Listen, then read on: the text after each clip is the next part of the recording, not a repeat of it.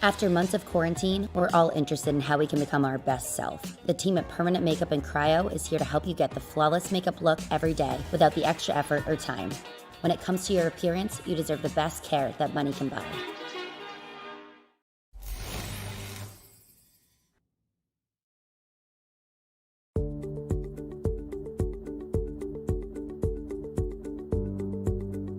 Sound art is a product that is a speaker and it's art. We combine it together and we call it sound art. What makes it so unique that any picture can be your speaker? Sound art gives you the high quality sound without the ugly speaker. This isn't a picture with a speaker, the picture is the speaker.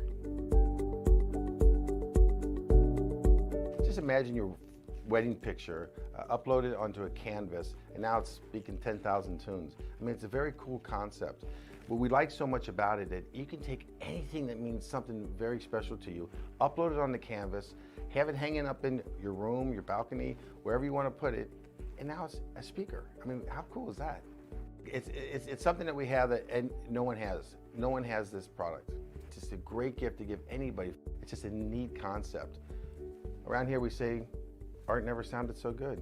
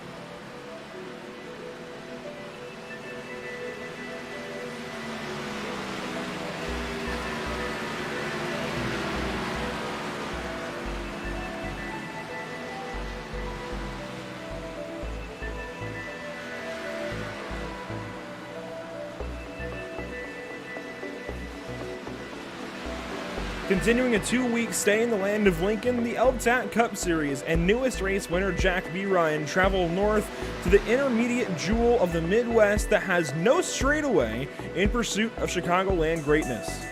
Welcome race fans to Pit Stop TV. Trey Patton joins me on the mic this evening, Trey Shuttlesworth on our social media coverage. My name is Andrew Cardinale IV, and this is Pit Stop TV's live coverage of the L-TAC Cup Series. As we know, you have many options to watch sim racing action. We thank you for choosing Pit Stop TV and joining us this evening on Facebook, YouTube, Twitch, and or Twitter. From under the lights to under the sun this evening, or this afternoon, I suppose, we head up to Chicagoland Speedway, the 1.5-mile intermediate track that in recent years, Trey, has aged so well. And this is race number 8 of 29 on the season. We've had no repeat winners, no changes atop the point standing since Daytona, and no two-like racetracks thus far, Trey. Which of those do you think will change this evening? I don't know. I mean, looking here, just looking at the practice stats right now, I mean, you got to factor in, there's some draft times that factor into this, but I think we could see a repeat winner. But then again, I mean, there's so much talent in the field, we may see another first-time winner. Anything's certainly possible, and Joseph actually would be a first-time winner if he's able to capitalize on his current speed in practice this evening. He does sit atop the speed charts. Taylor Butcher Benjamin with him tied. If you go by the thousandth of a second, I'm sure it differs if you go past the thousandth of a second, but they both have 29.552s on record via ATVO, so they are even with one another. Here is the number 1 car of Taylor Butcher Benjamin as he heads through turns 1 and 2. Joshua Abbey sits in 3rd place, so I think good company right there, considering we saw Joshua Abbey win this Wednesday evening, the Bluegrass iRacing Series. We've got a lot of great drivers towards the top, but also a few, I think, underdogs. Richard Springer sits 4th. Holden McGill, as per usual, he is our points leader. He comes in and is currently 5th in the practice charts. And you go down to Logan Hamilton and some others in practice. But speaking of the points this evening, Trey, this is how they come into Chicagoland Speedway, and things are starting to look a little bit interesting. Certainly spreading out, I think, once you get past 3rd position. But up towards the top, Joseph making up some ground. And Joseph's made up quite a bit of ground. I mean, just him finishing 2nd the last 2 weeks, finishing ahead of McGill is definitely helping him, edge up into the points. You see Rolleveld up now. I mean, he's got that win on the season, but he's still back in 3rd. You look further on back, you see Daytona winner Kevin Franks, he's in 10th, just holding on to that top 10 in points rather. You see Musati further on back towards that cut line. He's actually pretty safe above it right now. Nate Brooker safe by 5 points to Brett Fisher. But, I mean, you see that battle right there to get up to the cut line, 17th on back, 1-2 points between Fisher, Uphold, and Purcell. And then you get down, in around the 20th position, things are mixing up. They're not pictured here, but there's a few drivers that are down underneath 20th position that are on their way up, I'd say, throughout the season. Plenty of guys that can still impact this playoff picture. We are, of course, racing to a playoff scenario here in the schedule. If I tab over the schedule on my end, at least, I can tell you that we are looking at the playoffs starting going into Watkins Glen, which is June 11th. So we're basically racing to Charlotte Motor Speedway at race number, it looks like, I want to say 22 based on this. No, we've got 1, 2, 3, so that should be race 19, I believe. So we've got plenty of races for these guys to go until they have their playoff cutoff, but it is starting to get kind of that to mid-season groove where these guys, just like in a race where you've got to hit that mid-race stride, you've got to get into a mid-season stride and just start collecting points and start thinking about the future. Yeah, most definitely. And you see a lot of these guys are kind of really just in the groove now, trying to collect as much points as possible. You see, like Logan Hamilton, no wins, but he's 4th in points. Joseph, I mean, he's on his way to a win, just hasn't been able to do it yet, collecting as much points as possible.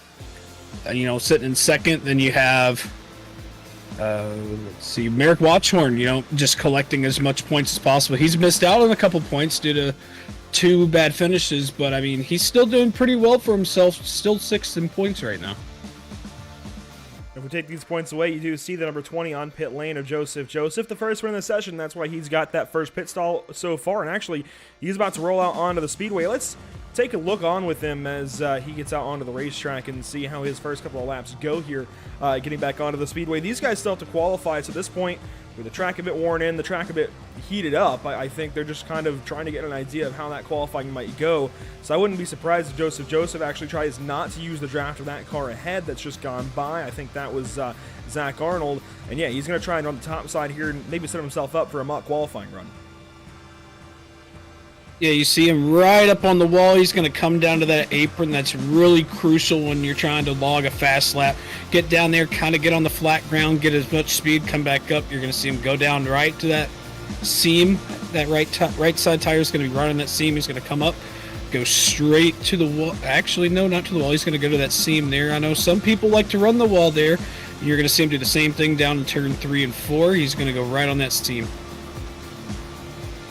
Take a look as he runs. He's got Rolleveld in behind, and he'll come across and set his first lap time. So these guys getting an idea of how this track is going to fare throughout the day. And again, you see that Taylor Butcher Benjamin plus 0.000. Oh, so close. I expect the racing to be much like that this evening. Certainly, these guys are going to be all over one another. And I was actually taking some laps earlier on with the old, like the 2017, 2018 NASCAR Cup cars. It's such a wild difference. It reminded me of just how different these 2020, 2021 Cup cars are now and how different the racing is going to be. We're going to see these guys properly running a bit of a draft. I think you go back to Atlanta to see that kind of racing. But this is going to be a bit different from Atlanta in that while, yes, this racetrack is still a bit worn out in its current version, the racetrack just drives differently. Atlanta is so much more bumpy. It definitely doesn't like the same line. It almost feels like lap to lap, whereas here at Chicago, you've kind of just got to maximize the racetrack. You've got to run all the way up to the wall, I feel like, down what isn't really a straightaway, but on the front stretch, coming up out of the corner, you got to get right up to that wall and then get right back down to the very bottom side of the grass right there, onto the apron and cut that extra distance. You've got to maximize the racetrack while also minimizing the racetrack in the on-throttle sections, it feels like. Chicago's very unique, and Chicago definitely feels like a great racetrack, I think, to help open up the season and get us into a mid-season groove. Oh, absolutely. I mean, there's certain spots on this track, as you mentioned, that where you're trying to maximize and minimize the track limits as possible. I mean, it's like coming down to the apron on the front stretch. It's very inviting down there. You don't want to cut down too low because you see, I mean, that yellow line, I mean, it's very close to the grass. I mean, it's very, very easy to clip it. I've done it numerous times running here at Chicagoland. Also, you got to factor in the backstretch wall it's not really straight. You can kind of see there it curves, so that's also really inviting if you're trying to run up against the wall. I mean, if you're going 2, maybe 3 wide there, I mean, you're probably going to get into the wall. Yeah, we showed that track map a little bit ago, and you can see just how curved this place is. I've been joking around with people today. It's like a circle that somebody sat on and just kind of changed it, I guess elongated it a little bit there to create the somewhat oval shape we have. I mean, it's truly just different from anywhere else we race. I think the closest you could liken this place to would maybe be Las Vegas. But even then, Las Vegas Motor Speedway, a very different racetrack and totally different characteristics at the end of the day. We are going to wrap up practice. We'll roll right into qualifying, and these drivers get their first chance to choose where they start, or dictate where they start here for 200 miles. One of the first out of the racetrack going to be Cody Meadows in the 46 car out of the AOD Racing stable. We'll ride on board with him. See him coming out of turn number 2, entering the back straightaway, going on his outlap right now. Wouldn't be shocked at all if you see him kind of ride the top side here, try to get some speed. Kind of super speedway strategy, but it looks like he's just going to ride the bottom here. You might wonder, why don't these guys go straight up onto the racetrack and maximize the time, maximize the distance they run on their outlap to spool that motor up? Well, they can't do that. As you saw in Cody Meadows' outlap, leaving the pit lane, you'll see it again here on the bottom side of the racetrack. There is a blue cone that dictates the blend line. There it is on the inside, and that dictates where these drivers can pop up onto the actual racing groove, the pavement that makes up the racetrack, and that's where they can start running full bore. That's where they can start running whatever line they want to. Cody Meadows is going to come around to complete his first timed lap, and we'll see where it puts him. So far, it looks like he'll actually be the first, no, maybe the second to turn a lap. Barrick Uphold, though, is going to take the top of the board so far. Yeah, Barrick Uphold, Grant Peterson, Ryan Dingler, Colin Stone, and Bradley Walters setting times right now.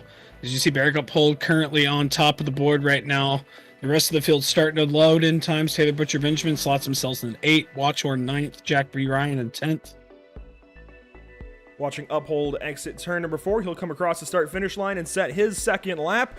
Currently on pole, Colin Stone goes a little bit faster, and Grant Peterson going to jump up there and take pole position. He could hold the second. Never mind. He gets one up by Ryan Dingler. But Grant Peterson had pole last week at Gateway. He's been on fire in the Midwest lately after winning at Milwaukee. What it would have been if he could have put his name on top of the board. Now, our winner from last week, Jack B. Ryan, goes up top. Anthony Masadi there in second place. But still a few more race cars to hit the pavement and set themselves a time. Here's Roy Grande. Roy Grande, you're going to see right down on that yellow line. Looks like he's coming for his lap now. He just actually that his first lap goes 13th. That's going to put him 13th there. So yeah, I mean, looking here, you know, the battle for, or not really the battle, the difference in first and second right now, you see on the left side of the screen, 2 1,000ths of a second. So I mean, very, very close. I mean, even within the top 10 right there, I mean, within 6,600ths of a second, Logan Hamilton to the top. Logan Hamilton's been oh so fast lately. That was his second lap, it looks like, but Holden McGill is just starting his first lap. So you see he's running very high up the racetrack. Just like we were talking about, you want to maximize the time around the racetrack on throttle. When you get out there, get that motor up to speed and get some extra heat in those tires, get them to grip up, because of course you're just running 2 laps.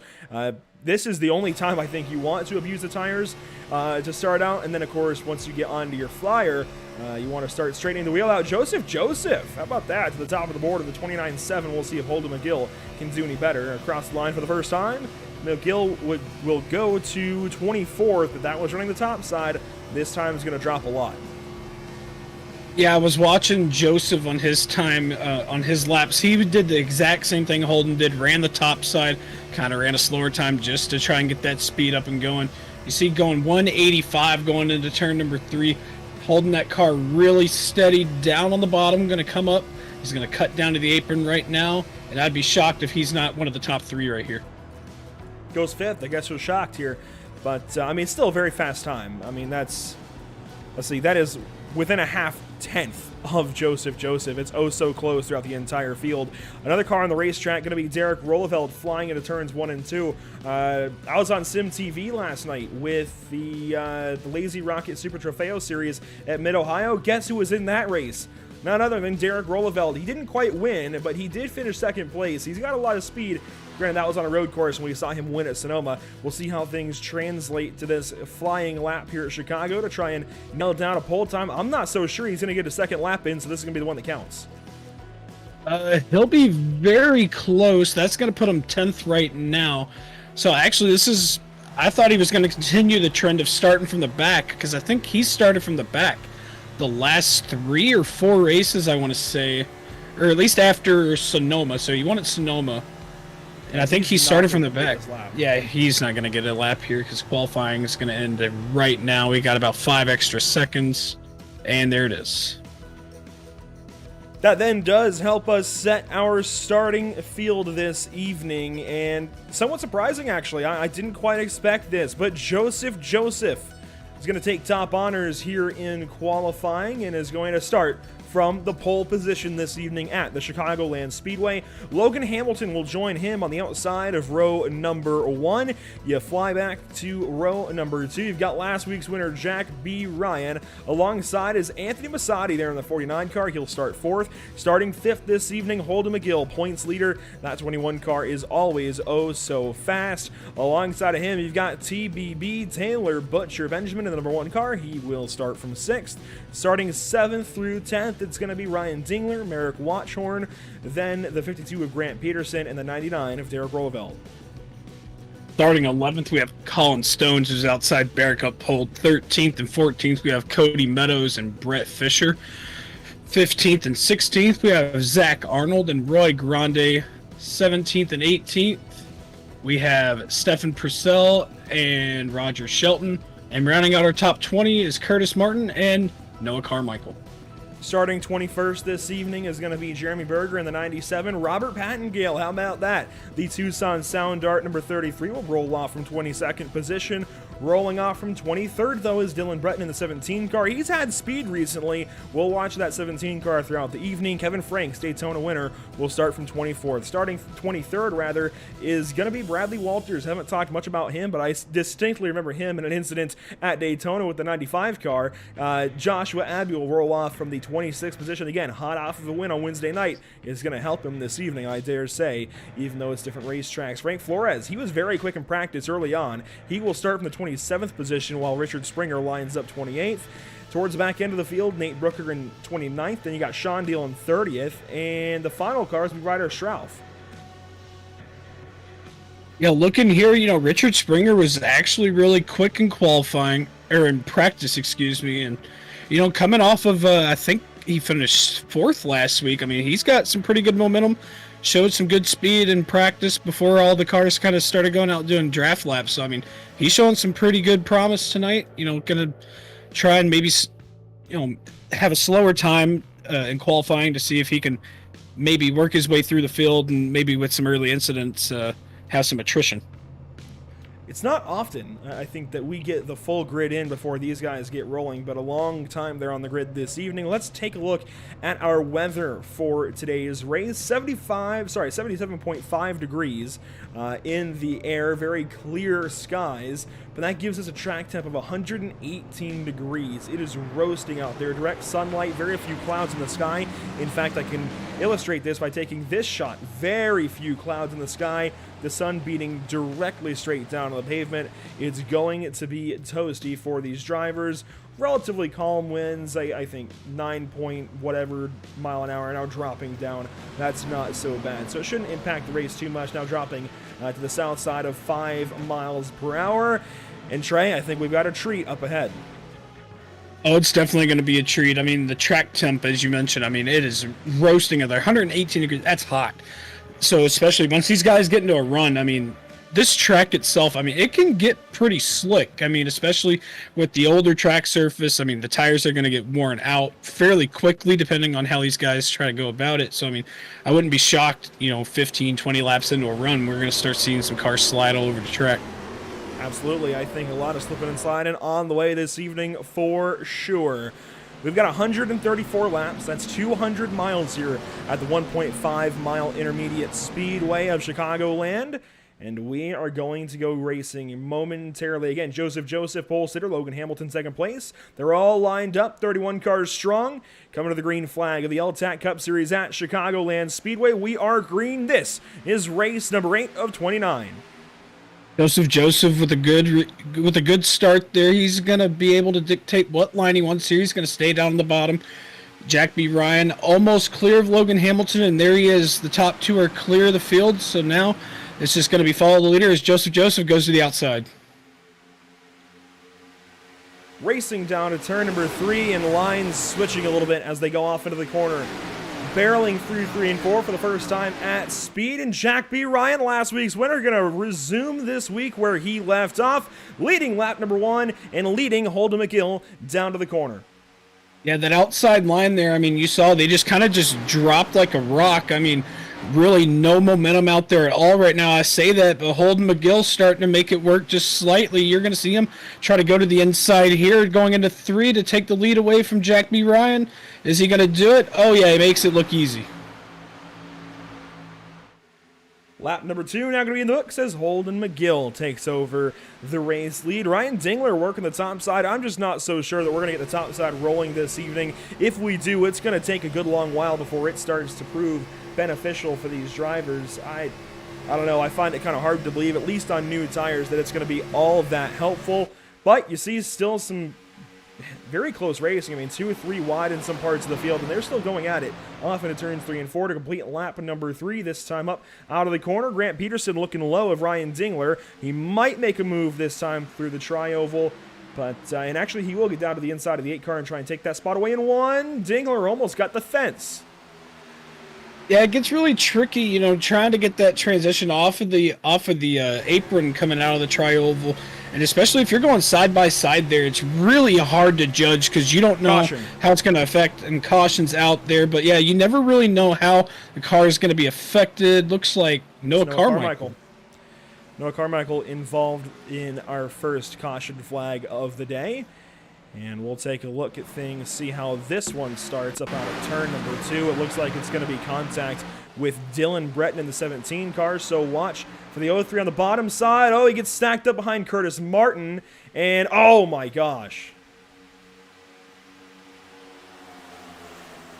Yeah, look, he got stacked up there. I don't know if Curtis just, you know, was off the gas or just, I'm not quite sure about. You know, with that, Noah was just in the gas. You know, he was getting some draft, had really nothing. It was not Noah's fault at all.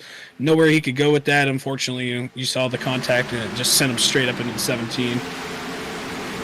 We'll watch this from a bit of an overhead view, and there's the 03 on the bottom side. Martin's going to check up ahead. You're going to see that 04 check up mid-corner, just gets tight. And in all of that, the 03 then gets loose and gets knocked at the racetrack. As Dylan Breton, he had racetrack to his outside. They meet in the middle, and big contact on the backstretch going to hurt both of those race cars.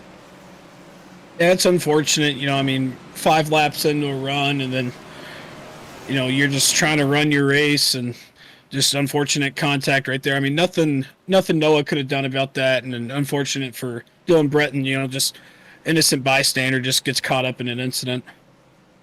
AOD cars hitting the pit lane. Rolleveld and Meadows are a couple of them. You see Noah Carmichael in the pit lane, Joshua Abbey as well. Several cars coming down for service under this, our first caution flag of the evening.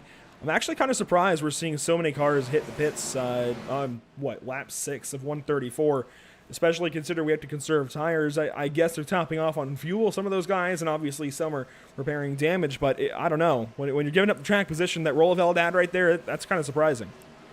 Yeah, looking here at timing and scoring, looks like these guys are, you know, they're in the stall for less, if not 6 seconds. So I think these guys are just topping off on fuel, just in case they do get a green flag run going to ensure that they can make it to the end of the stage. Of course, the end of the stage will come at the completion of 100 miles, since we're running a 200-mile event. That then will come at the end of lap 67, which is half of 134. So watch out for that in 60 laps time. Well, actually 61 as we take the as we take lap 7. There we go. So still a whole lot of a way to go. A lot of racing between now and then. Although we are going to get the 1 to green signal, we will be back racing this time back around the speedway. And I'm going to go figure out why I'm in a tongue twister here, and we'll be right back here in just a moment.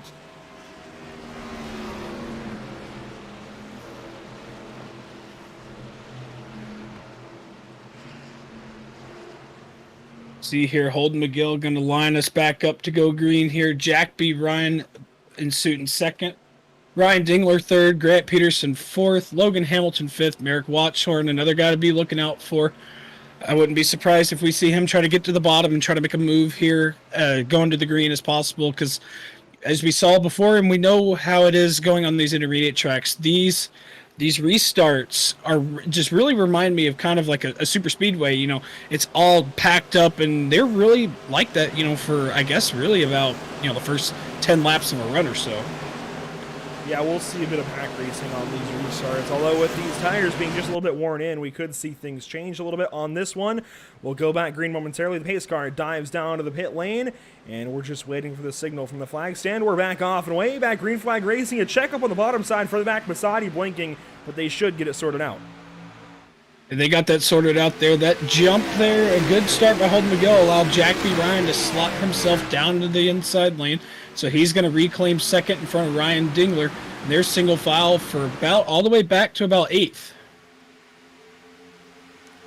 flying down the back stretch. Hard to call it back straightaway. They'll race back off into turns 1 and 2. The inside is the 2 car. Ryan working that white line. He's got Dingler in behind. Peterson going to kind of wash out wide, and that's what I'm talking about. You got to use all of the racetrack here, save your tires, straighten your wheel out when you can, and Peterson doing exactly that, racing for 4th. Now, Watchhorn going to dive himself underneath. That'll be for 4th position. A caution out in the back once more. See, that right there is what I was talking about. Merrick Watchhorn going to try and slot himself up. I mean, he was able to make up some ground. Looks like, is that Ryder Schrauf? Ryder Schrauf and many more involved. It looks like Franks was also slow, and we'll, of course, take a look back and give our best guess as to what goes on here in turns 1 and 2. It's going to look like somebody checks up well ahead of Ryder Schrauf. So we'll ride on board with the driver of the 58 car down the front stretch, and something's going to happen up ahead. We'll try and figure out exactly what. They're going to stack up momentarily. And, oh, there's contact way ahead, and they check up, and Schrauf hard, and oh my gosh, that was Purcell that was around. Yeah, you saw the checkup there, and he was just straight up in the gas and nailed straight into the back of Nate Brooker, the 3 car there. I mean, hopefully, well, I was going to say hopefully Schrauf doesn't have a lot of damage there, but you saw he didn't have the front end for that. But now we're going to see what happened with Purcell, because we see, oh, man. They saved it there, and it looks like Walters maybe up the inside. Oh my gosh! Bradley Walters just wiped Stephen Purcell out completely in the corner, and Purcell was holding the brakes right there, and unfortunately the car started to drift down the pavement, and that's why he gets collected even further. Yeah, that's just very unfortunate right there. I mean, that's kind of what I was talking about earlier. That transition from the apron up to the actual racetrack. You see here from Bradley Walters, you see he's both on the apron and on the track. You don't want to do that because it's going to upset the car. I'm not sure if Walter touched the apron there at all. He did, and it shot his car straight up the racetrack. And we have 2 different guys getting onto the apron there within about 10 seconds of one another. That, not even 10 seconds, maybe 5 seconds of one another, that involved in a caution. In fact, they were the 57 and 59 cars. They get the 58 involved, so 57, 58, 59, all involved in the same caution in turns 1. I think obviously Brooker got a big hit to the rear end of his car, and there were some other cars involved. I think Martin was a little bit loose up ahead. Big hits already in this one, and I mean, we're only lap 11. You want to talk about some hits? There was actually some action going down on pit road. Joseph got turned around and hit the inside pit wall when he was trying to get into his box. So we'll try and find the number 20 then, I suppose, as he's in his pit stall now. And you can see a whole lot of damage on the front end of his Chevrolet Camaro. And coming into his box, we'll see if we've got it, and we will. And this is now the Pit Stop TV Chevrolet Camaro that he's tearing up. I'm going to have to charge him for this one. Grant Peterson. Oh. Grant? I mean, there was no way for Joseph to really pit from there. I wonder, had Grant already completed service? Yeah, I'm not really sure. I don't think he had. I think Grant misses his box entirely. Let's watch with him now. I don't think he even finds his pit stall, and because he's in the lane that drivers would use to turn into their pit box, there's no way for Joseph to turn in.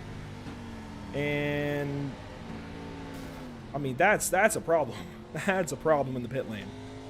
I mean, we saw that Joseph, I think it was last week, we saw he almost got hit on pit road, and then, I mean, obviously, and then tonight it ends up happening again. I think it might have been Grant that almost hit him the last time that happened as well. I could be wrong on that, but Joseph has had some pretty close encounters on pit road, and unfortunately that one comes back to get him. And this is perfect timing. We're about to go back green flag racing out of this one. Jack B. Ryan, our race leader. He'll take us to the green flag. We're right back at it. Now on lap 13 of 134. Hey, we're a tenth of the way in. Tenth of the way in here at Chicagoland. You see Merrick Watchhorn trying to work that top side. You see Barrick Uphold, Jeremy Berger and company back there. Curtis Martin up into the top 10 now. Merrick Watchhorn trying to work that outside behind Jack B. Ryan right now. Zach Arnold working the bottom side, trying to go to the lead.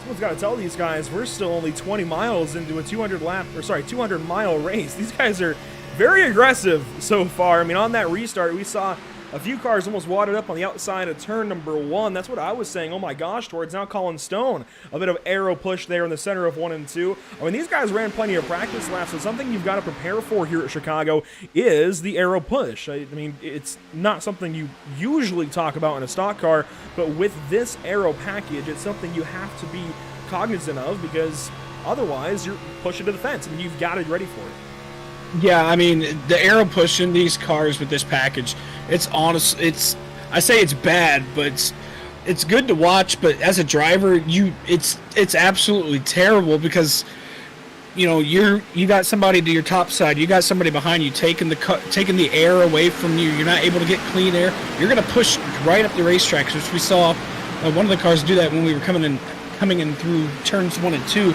I'm not actually sure who it was, but I mean, that's going to be a really common trend that we see going on throughout the night.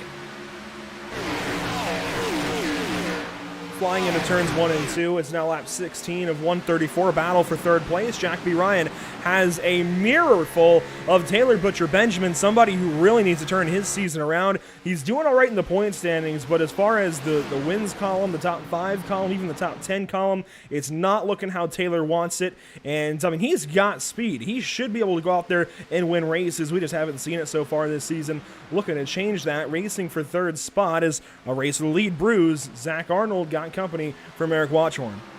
Yeah, Merrick Watchhorn's no stranger to being up front. He's hungry for a win, and he's got the resources to do it. Just unfortunately not able to yet.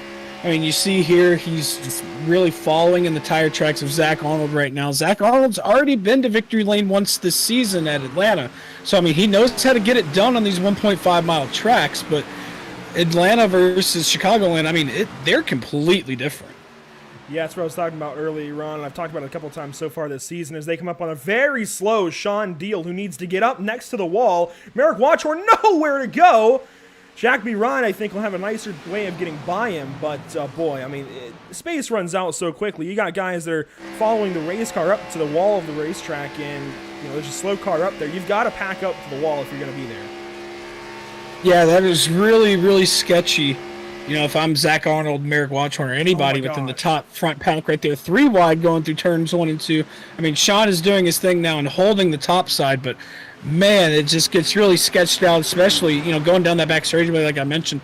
You run out of room so quick.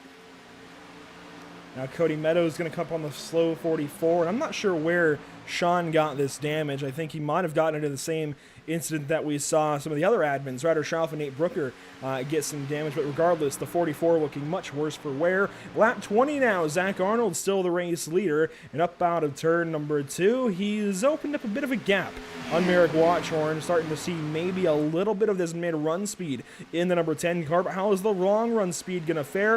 Of course, these guys only have half a fuel tank to work with, about 9.4 gallons. They're not running the full distance that we'd usually see, so we can expect these guys in sometime in the next 15 laps or so, I'd say, considering we've had a couple of cautions, but we will be pitting before the end of stage number 1.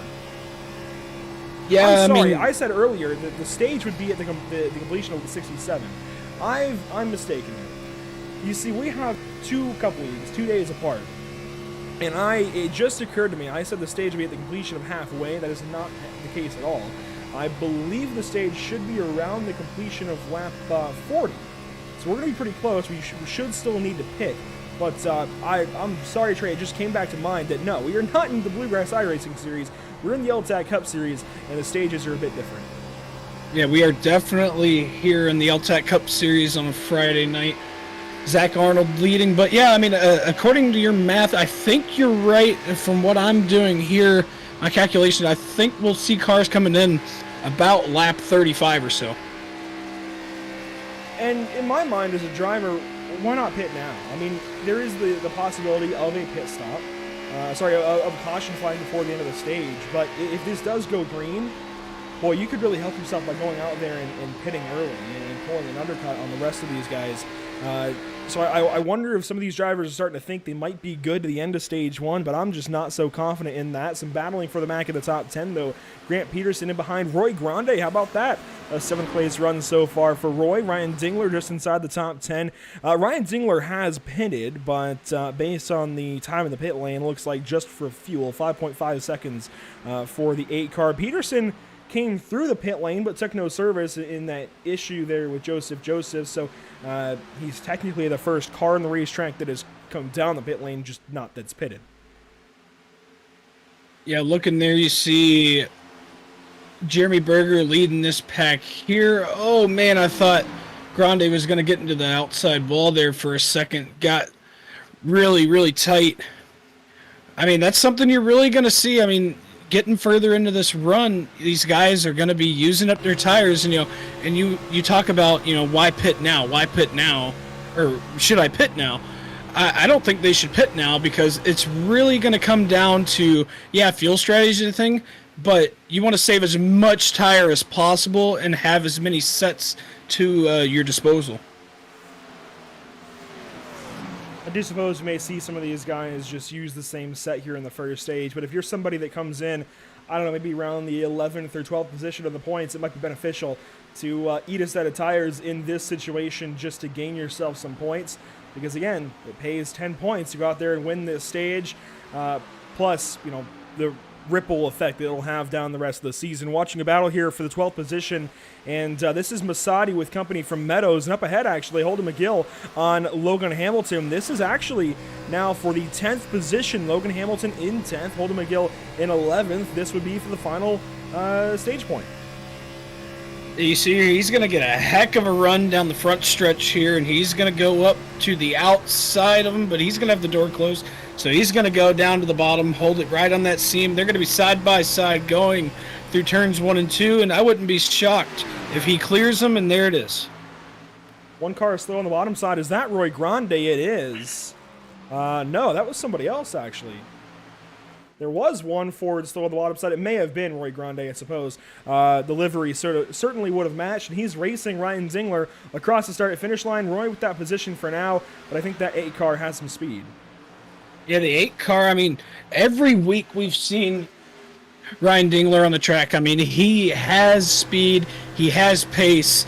It's just, some unfortunate circumstances, that's just not allowed him to be up front when he needs to, just some damage here, some damage there. And, like we saw at the end of Gateway, he had a little bit of damage and then got caught up in that final lap wreck coming into the checkered. Here is Logan Hamilton after dropping back quite a bit here in the last few laps. He'll soon be in the clutches of Curtis Martin, Brett Fisher, and Derek Rolleveld, who after pitting is now in the 16th position. He's fallen back quite a bit given where he started, and coming up on 11 laps to go in this first stage. The 99 looking to make some headway. Just looking around the racetrack for some more battles. Here's Robert Pattengale trying to get up there and pass Roger Shelton in the 7. This would be for the 20th position on the racetrack if he can get that spot away from Roger. And up in the front, things still very, very steady. Zach Arnold still leading the way. There is the number 10 to prove it. And down the backstretch, he maintains that lead of just over a half second, and I'm not so sure that it's going to narrow anytime soon. No, I don't think it's going to be narrowed anytime soon at all as well. I mean, you see Jack B. Ryan getting a really good run out of the corner, but he's not gaining much time on Merrick Watchorn right now. I mean, you see he's in the draft of Watchorn, so he was actually able to make up about 0.2 of a second there. So, I mean, the battle for second may heat up, and as long as they can maybe, I guess, tandem, they might be able to catch up to Zach. But at that point, we might be seeing cars come down pit road. And these drivers are getting more and more off-throttle time, but with as much as they're on the throttle towards the start of the run, I'm just skeptical if they can stretch this out to lap 40. We'll see what they choose to do. Watchorn and Ryan down to the apron. Arnold stays up on the racetrack, up on the banking, the 11-degree banking through the tri-oval. One car in the pit lane, it looks like. I'm trying to figure out if that is a contender or not, and I can't quite tell. Looks like Brett Fisher's coming in. Looks like Leaders coming in. Here comes Zach Arnold. Peterson. Here comes Merrick Watchorn. Here comes Jack B. Ryan. They're all coming in right here. Lap 32.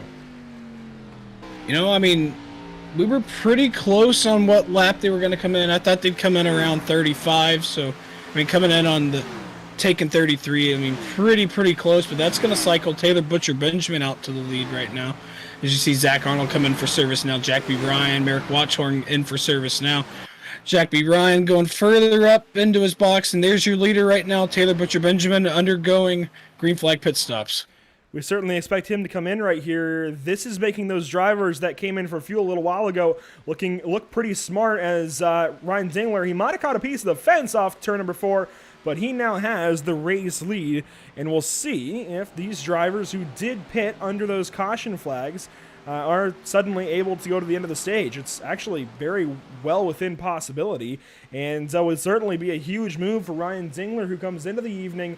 I don't think even in the top 20 in points. He did not make the first few races. He comes in 23rd, some 11 points behind 21st, which is a tie for 22nd as well with Dylan Breton and Sean Deal, and well, even further behind Ryder Shaw for the top 20, so this would be huge for the 8 car.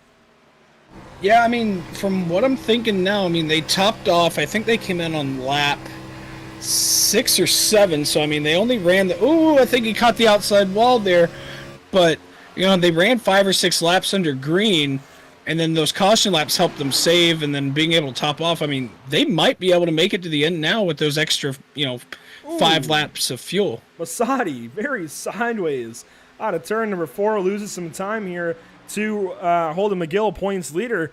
This is really setting up for Holden's stage. I mean, he's sitting in second. He doesn't have to drive up there to Ryan Dingler, but if he is able to drive up to Ryan Dingler, this will be huge for the driver of the 21 coming in the points lead already. He's got 22 points to Joseph. Joseph, who is sitting in 9th in the top 10 in stage point territory, to be fair, but certainly this would help him open up a larger gap. Oh, yeah, I mean, that's going to help him tremendously, just trying to get that gap. I mean, we see now Joseph has that damage, so Joseph's going to slot back to, well, actually, yeah, he's in 9th, but, I mean, he's under fire right now from Roger Shelton. I mean, he's got about a second back to Roger Shelton, so, I mean, I don't know how much that damage is going to hinder him, assuming he hasn't used that fast repair yet. Joshua Abbey pretty close to Derek Rolleveld. This would be, one car up ahead gets loose. This would be for the 6th spot if Abbey can get up to Rolleveld. Rolleveld, he's looking like he's going to outsmart me. I was questioning his decision to pit, but it's actually looking quite good now as they go to work on, I think that's Jeremy Berger up ahead of these two, and it definitely is. The 97 car was very sideways on the front stretch. Grant Peterson and all of this as well. They have both pitted, both the 97 of Berger and the 52 of Peterson, so they're not battling these drivers of Joshua Abbey, Derek Rolleveld, who have stayed out on the racetrack. And up ahead, actually, Ryan Dingler has opened up a larger and larger gap to Holden McGill. The 8 car was looking a little bit wonky a couple of laps ago, but starting to look pretty good now. Yeah, I mean, just since we talked about it, he's already gained over 0.3 of a second. So definitely, I mean, look at that now. I mean, 1.75. So, I mean, he's gained half a second since we first mentioned it, and it's still growing. The 8 car looking very, very good. We'll come around to take the white flag on the stage one more time around the Chicagoland Speedway for Ryan Dingler to win stage number 1. The battle starting to brew between McGill and Masadi, and Meadows isn't even that far back. There's the 46 car. Oh, we could see 3rd position change hands here before the end of the lap. On board with Meadows right now, trying to run down the 49 of Masadi. You're going to see he's going to get a heck of a run coming out of turn number 2, down the back straightaway. He's going to be alongside and clear him easily going into turn number 3. And here comes Ryan Dingler to complete stage number 1 with 10 points to his name. Ryan Dingler wins the first stage here at Chicago. There is Holden McGill, just barely stays ahead of Cody Meadows. Another battle further back in the stage. Abbey did not quite get to Rolleveld, and Joseph, it looks like he does get 8th position over Richard Springer, so that's an extra point for the 20 car. Then Richard Springer and Robert Pattengale making up the rest of the top 10. How about that for Springer and Pattengale? Those are big points for those two. Oh, absolutely. Having a really good run for we don't really get to see these guys up in the top 10 a lot. So, I mean, getting a stage win, or getting a stage points rather for these guys, I mean, heck, I mean, it might as well be a stage win for these guys, because I mean, that's very valuable points that they're getting. It's going to help them going up into the battle ever so slightly. So, I mean, if they can maximize on any potential points, I mean, why not? It is very, very big for those drivers. I think biggest certainly for the driver of the 8 car, who again comes into this evening 23rd in the point standings. This is massive, and we'll be talking to him momentarily. I also wonder where he's going to come out in all of this, since we've got a bunch of guys that are now lapped down after pitting. Boy, this is going to change the entire dynamic of the race. We got focused on those stage points, but this race put on its head at this point. Yeah, it's really going to change things up here. You know, you saw Grant Peterson was one of the guys battling up front. He's trapped a lap down. And then you're going to see, looks like McGill. No, he's coming in, but I think those were lap cars that were staying out there. So it looks like everybody's going to come in for service here. But yeah, I mean, definitely those guys that got trapped a lap down, it's going to be rather interesting to see what goes on there. So drivers coming down the pit lane, we'll see what they opt to do. I'd imagine 4 tires and fuel, the order for just about everybody throughout the field. I don't think there's really any other way to go. Maybe, you know what? Some of those guys who came in a little while ago, they could have taken 4 and fuel on their green flag pit stop and not taken tires this time. We'll see the differences in strategy, I'm sure, very, very shortly. Dingler, the first one up and out of the pit lane, and it looks like Jack B. Ryan stays out. He might have just kept himself in the lead lap, but I think he might have been one of the few drivers to do so. That, or the others who did, just decided to come in for fuel that time by. We'll see how this all shakes out. But we do want to, of course, get a hold of Ryan Dingler, our Stage 1 winner, and bring him in and talk to the driver of the 8 momentarily. And it's always a bit of a challenge to bring him up through all of the driver channels here in the L-TAC Discord, but we do have a hold of the number 8, and I'll hand him your way, Trey Patton.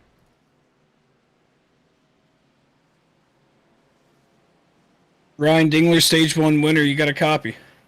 Yes, sir. All right, man. So we didn't think that, you know, everybody pitting right there earlier on, we're going to make it to the end of the stage. Obviously, you made it work, and we thought Holden McGill was going to catch up to you. And, man, you stretched it out from over a second almost to 2 seconds. Just tell us how you did that. Yeah, he was saving a little more than I was. I almost ran out coming to the finish of that stage, but that was all a team effort trying to stretch it out on fuel there. So kudos to them for helping me out. So looking here, I mean, obviously we saw the track temp was very, very hot at the start. It was 118 degrees. It's cooled down 4 degrees now at 114. So, I mean, is the track really slick yet, or just haven't really had much of a run to get it gripped up to where the tire wear is not really being much of an effect yet? Well, there at the end of the run, it felt a little bit loose getting into the corner and when I was getting back on the gas, but otherwise it feels pretty good to me. So another thing to point out here, you know, we were mentioning, you know, going down to the apron, you know, down the front straightaway. For those of you, for those watching that don't know, how big of an advantage is it to go down onto the apron, and, you know, and crucial that you do not touch the track surface when you are on the apron? Yeah, it can get kind of sketchy when you hit that little seam where the track starts, but you gain not a whole lot, but you gain a little bit, and every little bit helps. So. Well, I mean, I know a lot of people do it, and then I know it can get really sketchy, you know, especially when you're going side by side, going into turn 1 when one's merging up from the apron itself. But I mean, you're gonna assume the lead here, or stay in the lead, and Holden McGill is gonna be to your outside. You got Musati behind you, so I mean, what are you really looking forward to here? I mean, what's gonna be on your mind as you guys come to take the green here? Not getting run over. I'm not used to being up here. Not getting ran over is definitely a start, but you've definitely got some speed, and I'm really anxious to see if we can get a long run here and see what that car's got under the hood. Yeah, me too. We'll see if we can make something happen. I appreciate it. All right, man, we're going to send you back down, so good luck. Hopefully we'll be talking to you later on. Yeah, thank you. All right, that's Ryan Dingler's Stage 1 winner, Andrew. And Ryan Dingler picking up those very crucial 10 points for winning the stage. We'll come back to start stage number 2 here, taking lap 46 of 134, just under 90 laps to go. Holden McGill on the outside of the 8 car. They get things restarted. Wow, Roger Shelton, a big dive to the bottom side of the racetrack that shouldn't give anybody a penalty. Cody Meadows, a big decisive move down to the bottom side. We'll see how they race into 1 and 2. I got to say, that's a pretty heads-up move from Roger Shelton there. I mean, allowing some guys to get by. You know, he was a little slow and just able to let those guys get by with no penalty at all. But, man, it is getting really dicey up in the front. You see Joseph back into third now. Holden McGill, Cody Meadows up in the mix now, watching on board now with Zach Arnold all over the back end of that 46. Dingler's got company from the side who we're watching on the number 10, like you said, and he's going to get down to the inside of Meadows. Meadows cuts him off on entry to the corner, takes the inside line, willingly cutting his entry to the corner because you can do that on these new tires. But that's going to wear these tires out if you aren't too careful and if you do it a little bit too often. Arnold nowhere to go, stays in behind the 46 car. Not quite worth it to go 3. You see the 20 car, he's got a parachute on that nose after his contact with Grant Peterson in the pit lane. 2 weeks in a row in stage number 1, unfortunately, that the 20 and 52 come together, unfortunately, impacting the 20s race quite a bit. Yeah, Joseph, I mean, doing well right as of right now with the damage he has. You see Ryder Shroud down on the apron coming out of pit road. On board with Joseph now all over, well, not so much all over, but looking at the back end of the 2 machine of Jack B. Ryan. And you see that lone car on the outside line there. Holden McGill trying to make that line work, and just, man, that outside line's not really going to come into play, I don't think, much at all today. No, I think towards the end of the race, we might see some moves made up there on the long run to the end. Of course, we have 54 laps scheduled for stage number 2, so we should race for 50 of them green flag, assuming we have no cautions in that stage. Zach Arnold loses another spot here on this short run from the green, but he's going to dive back to the inside of Cody Meadows. Doesn't want to give that spot up too easily. Masadi up in front of him, still just kind of hanging on to that second spot, and Dingler's doing great for himself on this restart. We saw him do pretty good things 1 week ago at Gateway, but man, certainly, I mean, this is the best run from the 8 so far this season. We're watching the number 10 just try to find a way to the inside of Masadi. He might have found it there, but you've got to be careful as these laps go on. If you keep constricting your entries and exits, if you keep scrubbing tire, you're going to pay for it. Oh, yeah, he's going to pay. Oh, a little bit of a tap going into turn number 3 there. You see he's going to get upset the car a little bit. Got a little bit tight coming out of turn 4. They're all going to cycle that out there. Going to be single file for the most part there. He's going to try and go down to the bottom again, just constricting that entry. We're going to keep saying that. He's going to use up that right front, and man, this early in the run, you do not want to do that. Arnold goes all the way down to the apron, down the back stretch. These guys are really playing the air, really being aggressive. This is only stage 2. Someone's got to tell them they've got to race at lap 134 as Arnold almost knocks that wall down out of turn 4. As this race goes on, as this run goes on, you're going to see him get much, much closer to that wall over the course of his tires wearing out. Masadi's still second place. We'll look a little bit deeper in the field as Joshua Abbey battles with Holden McGill. Holden falling back a bit now, might lose 7th spot as Abbey works the bottom. Yeah, Abbey working the bottom here on Holden McGill. Whoa, Josh Abbey! Oh, man. He used the apron for a whole lot more than de-wedging the race car, turned it into a slide job, and if it was Knoxville on dirt where he's more accustomed to, he would have clipped that berm, and he would have had, I think, larger problems. I'm surprised he didn't crash off the apron like that, though. He's now got Colin Stone to his inside. How about the 43 car? Pretty good run this evening. Yeah, Colin Stone, I mean, he's been, you know, just, I say on a roll recently. I mean, last week he had a really good run, was up in the top 5 for a little bit. And then I believe at Milwaukee, he was up in the front as well. I mean, just the last 3 races or so, I mean, he's really been up in the top 10, just really showing these guys like, hey, you know, I've got some speed. Watch out. Roger Shelton to the inside of the 5. The number 7, the yellow number 7, working that white line for a moment, trying to use the bottom side to his advantage. Now falls back in behind Abbey. Here's Grant Peterson Grant Peterson 1 lap down. Several drivers did not get their laps back under that caution flag. Grant Peterson, one of them. Barrick Uphold also a lap down. Noah Carmichael in that group. Frank Flores as well. Kevin Franks 2 laps down.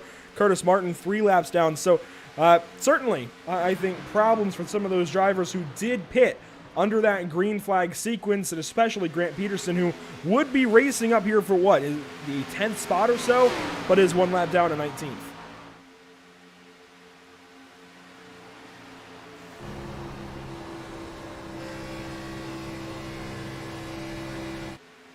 Back inside the top 3, Masadi sitting in 3rd, Arnold in 2nd place, and Dingler still leading the way. Very calm up here. They've gapped themselves a bit from 4th position, Jack B. Ryan. Again, last week's winner, which is huge for Jack Ryan. He's had a couple of great runs, but hasn't been able to close a race out just yet. Atlanta comes to mind, where he had that great battle with then teammate Zach Arnold. Arnold has since split away from AOD Racing. But certainly, I think a great finish. Those guys beating and banging towards the end. And it actually came down to a battle with, let's see, it was the 21 of McGill and the 10 then of Arnold, I want to say. Because it was the 21 car in both of those races that week between Bluegrass and L-TAC. They came up on the short side. McGill losing the L-TAC edition of that finish. And hey, Taylor Butcher Benjamin, he's up into the top 10, almost the top 5. He might have something here for Cody Meadows. Yeah, Taylor, I've been kind of keeping tabs on him. You know, we were talking in practice. You know, he was showing some really good speed. We talked to him last week. You know, he's just been really disappointed in his performance. You know, I believe Taylor's, you know, put in some time. So, I mean, he's picked up a lot of speed. You know, he's running in the top 10, almost in the top 5 most of today's race. I mean, we're still early on. I mean, I wouldn't be shocked if we get into a run and he's able to capitalize on this speed. He might be a threat when we come to the end of this thing. Just staying on board currently with the number 1 of Taylor Butcher Benjamin. It gives you a great look at the racetrack as these guys start to use their tires up. The run goes on a little bit. They have to start searching around for some grip. And, I mean, I love using onboards in these races, and as tires fall off, and, well, we'll switch away from the onboard as the battle brews for 3rd place. But you're seeing the evolution of the racetrack, the evolution of the tire, I think, a bit more importantly. And you're seeing how these guys have to move around, look for some grip, and how there are comers and goers. Yeah, comers and goers for sure. I mean, you really just don't know what to expect. You see now Anthony Musati trying to get a run on Jack B. Ryan. This is for the 3rd spot.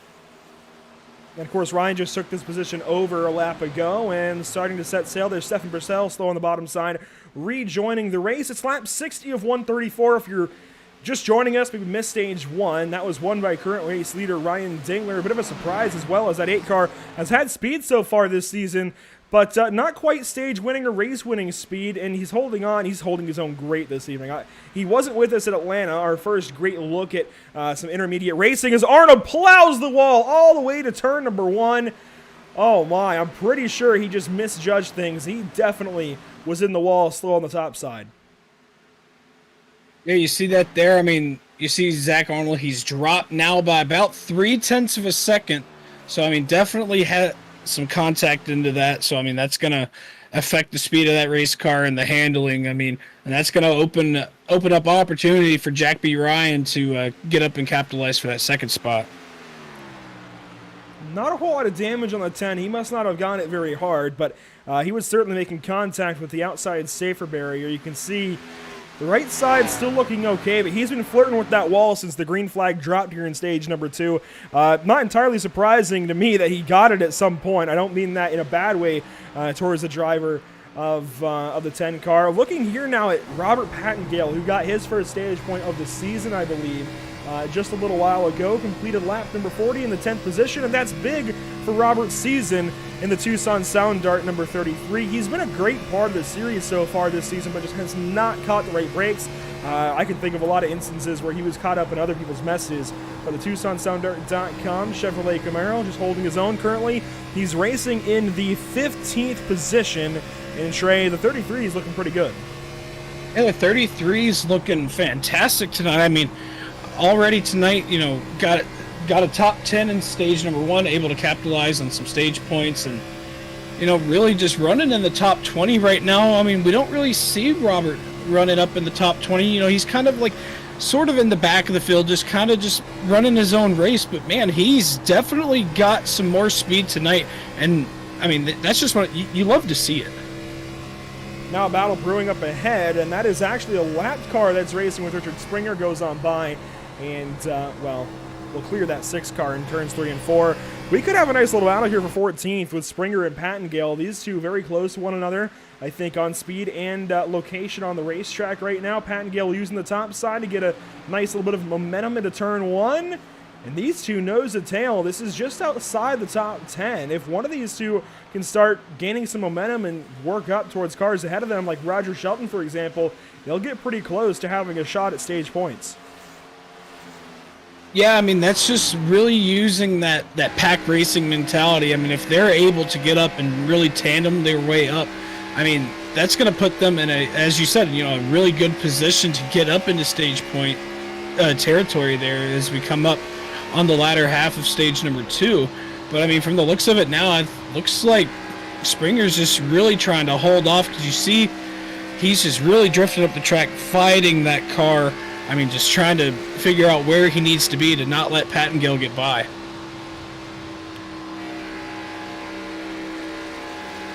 Still on board of the 33 car, and oh, how about that save out of Springer? This is why I like these onboards. Those are some of the slides you don't always catch from TV cameras, but you can see great from these onboard cams. And he's going to try and get down to the inside now of the 6, and Robert Pattengale has to lift.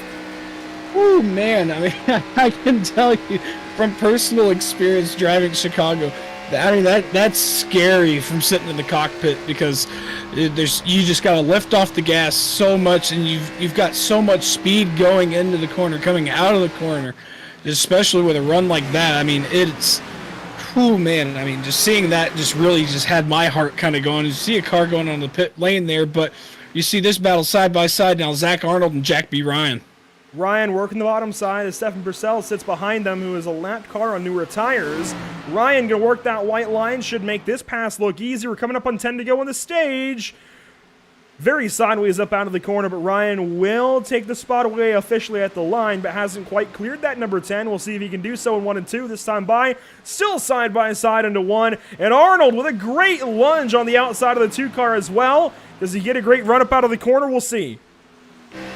Yeah, you got to factor in, you had Purcell behind him a little bit, so I mean, that's gonna may have given Jack a little bit of a push, and man, there it is, Purcell. I was wondering it until he was going to get up in the mix. Perfect wrong time for Stefan Purcell to make that move. Oh my, Jack Ryan, mind the pit speed.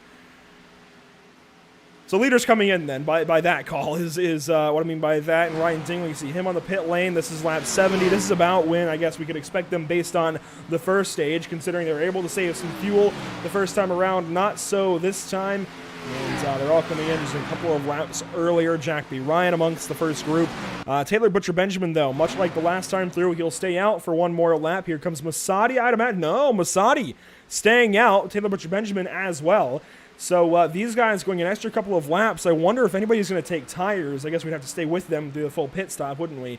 As those guys go off the bottom side. Actually, Alden McGill, Cody Meadows, look at their pit stops. I don't think there's any tires, but boy, that's how long it takes then just to get a pit stop in, even if you're not taking tires. Yeah, from the looks of it here, yeah, just from what I'm seeing, it doesn't look like anybody took tires, but which is honestly, I was kind of shocked there, so I don't know if they were kind of just coming in to try and top off on fuel, and then obviously, you know, they're going to come back down at the stage end anyway and just put tires on. But I mean, honestly, a pretty solid strategy from these guys. I mean, I don't blame them for that at all, because they already know everyone's going to have to come down pit road for fuel anyway. So, I mean, why not capitalize on it early? I'm telling you, though, man, I think in that first stage, if somebody had mixed it up and taken the extra, 6-7 seconds in the pit lane to get tires, they would have made all of that up on the racetrack. Now you'll see race leaders hit the pit lane. Ooh, Taylor Butcher Benjamin. A very sketchy entry. Here comes, is that Joshua Abbey? It is. Masadi staying out one more time around at least. Yeah, Musadi definitely looks like he might be trying to save, but I mean, he was kind of up in the front pack there, so he was kind of running, with the leaders, but I don't think he was running slow enough to. Oh, Taylor, I don't know if he he didn't missed slide his, through. I thought he did. He I definitely thought he cleared his did pit too. sign. Yeah, that's crucial, especially on green flag pit stops. I mean, tires. fortunately, He is taking tires. He's going to get a ton of time here on this little short run. I like this move. He's not going to lose as much as you might think, and he's going to gain tons of time on the drivers ahead. I like this move to try and get some stage points. Kudos to TBB. He's going to have tons of speed here. And here's Anthony Musati. Oh, Musati misses his box. That's what we're talking about. That is crucial, especially on the green flag pit stops. I mean, that right there, I mean, he just lost probably 4 or 5 seconds when getting back onto track there. But, oh, man. This is on board with McGill. He's got Meadows. He's got Joseph up ahead. Curtis Martin as well, who's a lap down from these guys, who now slides in front of Joseph. Joseph fights down to the inside, gets on by that 04 car. And, I mean, that's how tough it is as Musati and exits right in front of those guys. Man, that guy tight down the backstretch. We're going to be waiting for Taylor Butcher Benjamin, though, to start running flyers and catch these guys. We'll go on board with the 1 car. On board with Taylor Butcher Benjamin there. You see the leaders right up front, just in his vision. I mean, he's got 4 fresh Goodyear Eagles. I mean, he's going to be flying. You see right now, he's got 1.2 seconds up to Merrick Watchhorn. And you see that, I mean, he's flying that gaggle of cars up there, just getting bigger and bigger. This is nutty. He's already caught the 91 car into the corner, and he's going to catch Rolleveld as well. He has to lift a bit here. He doesn't have to lift on his own, but he's going to go right to the inside of Watchhorn. Tries to get that spot away 3 wide across the stripe, and Benjamin is now going to have to deal with Grant Peterson out the front end of his car as well. Grant Peterson, I think, certainly seeing red after his issues this evening. Not sure exactly what's caught him off guard. I wonder if maybe that was just the way things cycled out in that first stage, or maybe if he caught a penalty. I'm not really sure. But Taylor Butcher Benjamin now on rails with those new tires. He's got 4 more laps to get these spots back. And you saw there, I mean, we were following on board with him, just a lap ago coming out of turn 2. He's already made up 3 spots right there. I mean, he's already up to 8. He's got 8 seconds to do it. I mean, with these fresh tires, I mean, he's on rails. You see him coming up to Musati and holding McGill right now. I mean, he is flying. He's just going to make it look easy on all these guys because it is right now. I like this move to get these stage points. It's going to take some regrouping in stage 3 as Meadows cuts him off. That could have gone wrong if Taylor had not been nice and lifted, and the 1 car going to have to find a way by this 46. This is now for 5th position. Zach Arnold has taken over the race lead in all of this. That's extremely worth mentioning. Ryan Dingler's still 2nd place then, so he hasn't lost too much. And, I mean, there goes the 1 car. It's just that easy, right to the bottom side and passes Cody Meadows. I can't rule out getting up into the top 3, certainly not the top 4. He can absolutely get that 20 car. It's going to be tough to get anything more. We saw there, I mean, I mentioned he was over Joseph. We're going to have to take more money out of his cut for that one. He slammed the wall. Yeah, I mean, that definitely slowed down Taylor a little bit because he wasn't quite sure what was going to happen. But, I mean, if Taylor could have kept going there, I mean, he was going like 3 seconds a lap faster. So, I mean, that right there, I don't think he'll get up to 3rd now. But, I mean, a really valiant effort there for Taylor Butcher Benjamin. I mean, just bold strategy and ends him up in 4th place right now. White flag on stage 2. If these guys have a problem, they've got to watch out for a green number 1 behind. The 10 car leading the way at Zach Arnold. Caution, caution, caution. We've got a slow car.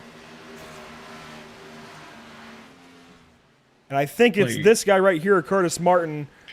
The 7 at first was slow on our timing and scoring, but it does continue. So that was a scoring error. But Curtis Martin ends this stage early. Let's take a look back and see what happens. Yeah, unfortunate Curtis Martin.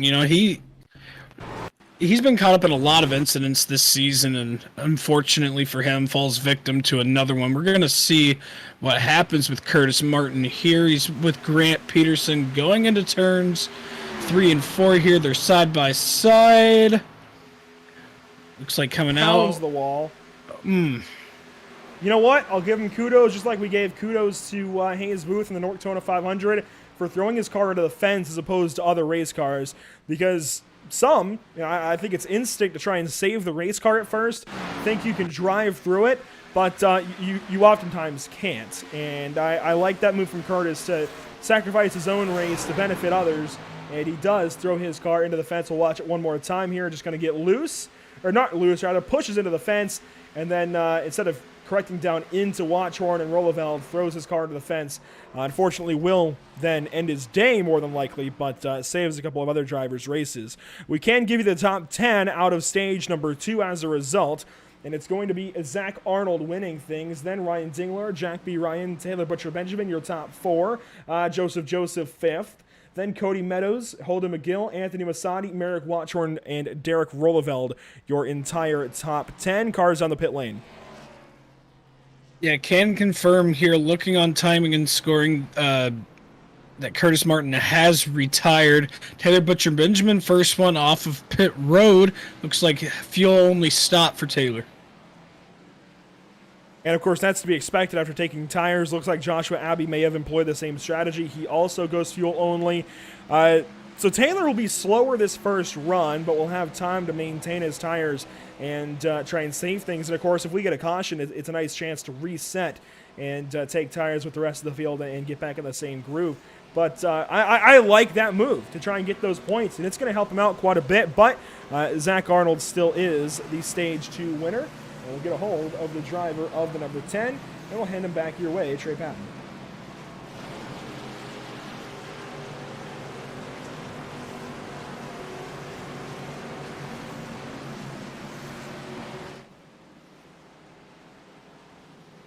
Hey, Zach, this is Trey up in the booth. You got a copy? Yeah, what's up, man? Hey, man, congratulations, Stage 2 victory. I mean, you started back in 15th at the start of this race. I mean, you worked your way up to the front. I mean, just really kind of aggressive run. And then, I mean, obviously you found yourself up front, and you were just able to make it work, and you just kept pulling it and pulling it. I mean, did you think Taylor was going to be a factor there coming there at the end? No, I knew that we were far enough away that he might be able to get up to Jack, Ryan there. I didn't really think he was going to catch all the way up to us, but he was definitely coming there, man. Yeah, he was flying for sure. I mean, so with that being said, I mean, is that going to change anybody else's strategy kind of, going into the latter half of this final stage?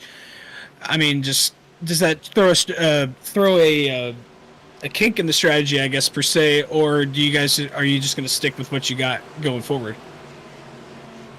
I'm just going to stick with what I got. I feel confident in what I have today. The results are showing here, so I'm just ready to keep a good run going and see where we finish.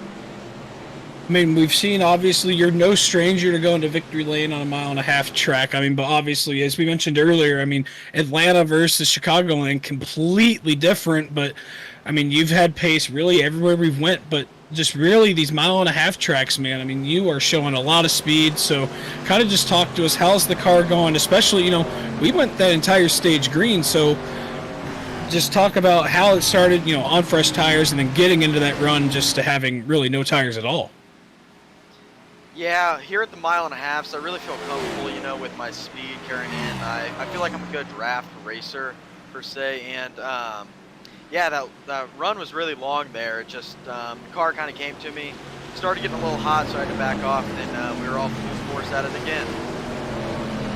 Yeah, definitely draft or pack racing for sure here, but we're going to let you get back down there and get ready for this restart. So good luck going into stage number 3, and congratulations on the stage 2 victory.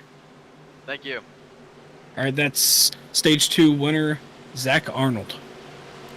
And we'll be taking the green flag with the aid of now race leader Taylor Butcher Benjamin after taking fuel only on that caution flag. We'll see how this strategy works out for him. Exactly 50 laps to go as we take the green flag momentarily. It's lap 84 of 134. You're watching the L-TAC Cup Series at Chicagoland Speedway here on Pit Stop TV. Ready to go green for the final stage this evening. And there goes the one car taking us to the green flag. We're back off and away. Taylor Butcher Benjamin able to get a really good jump there, but Zach Arnold gonna go to the inside of Taylor. I don't know if he's gonna get, yep, he's gonna get right under Taylor, and he's gonna take the lead coming out of turn number 2.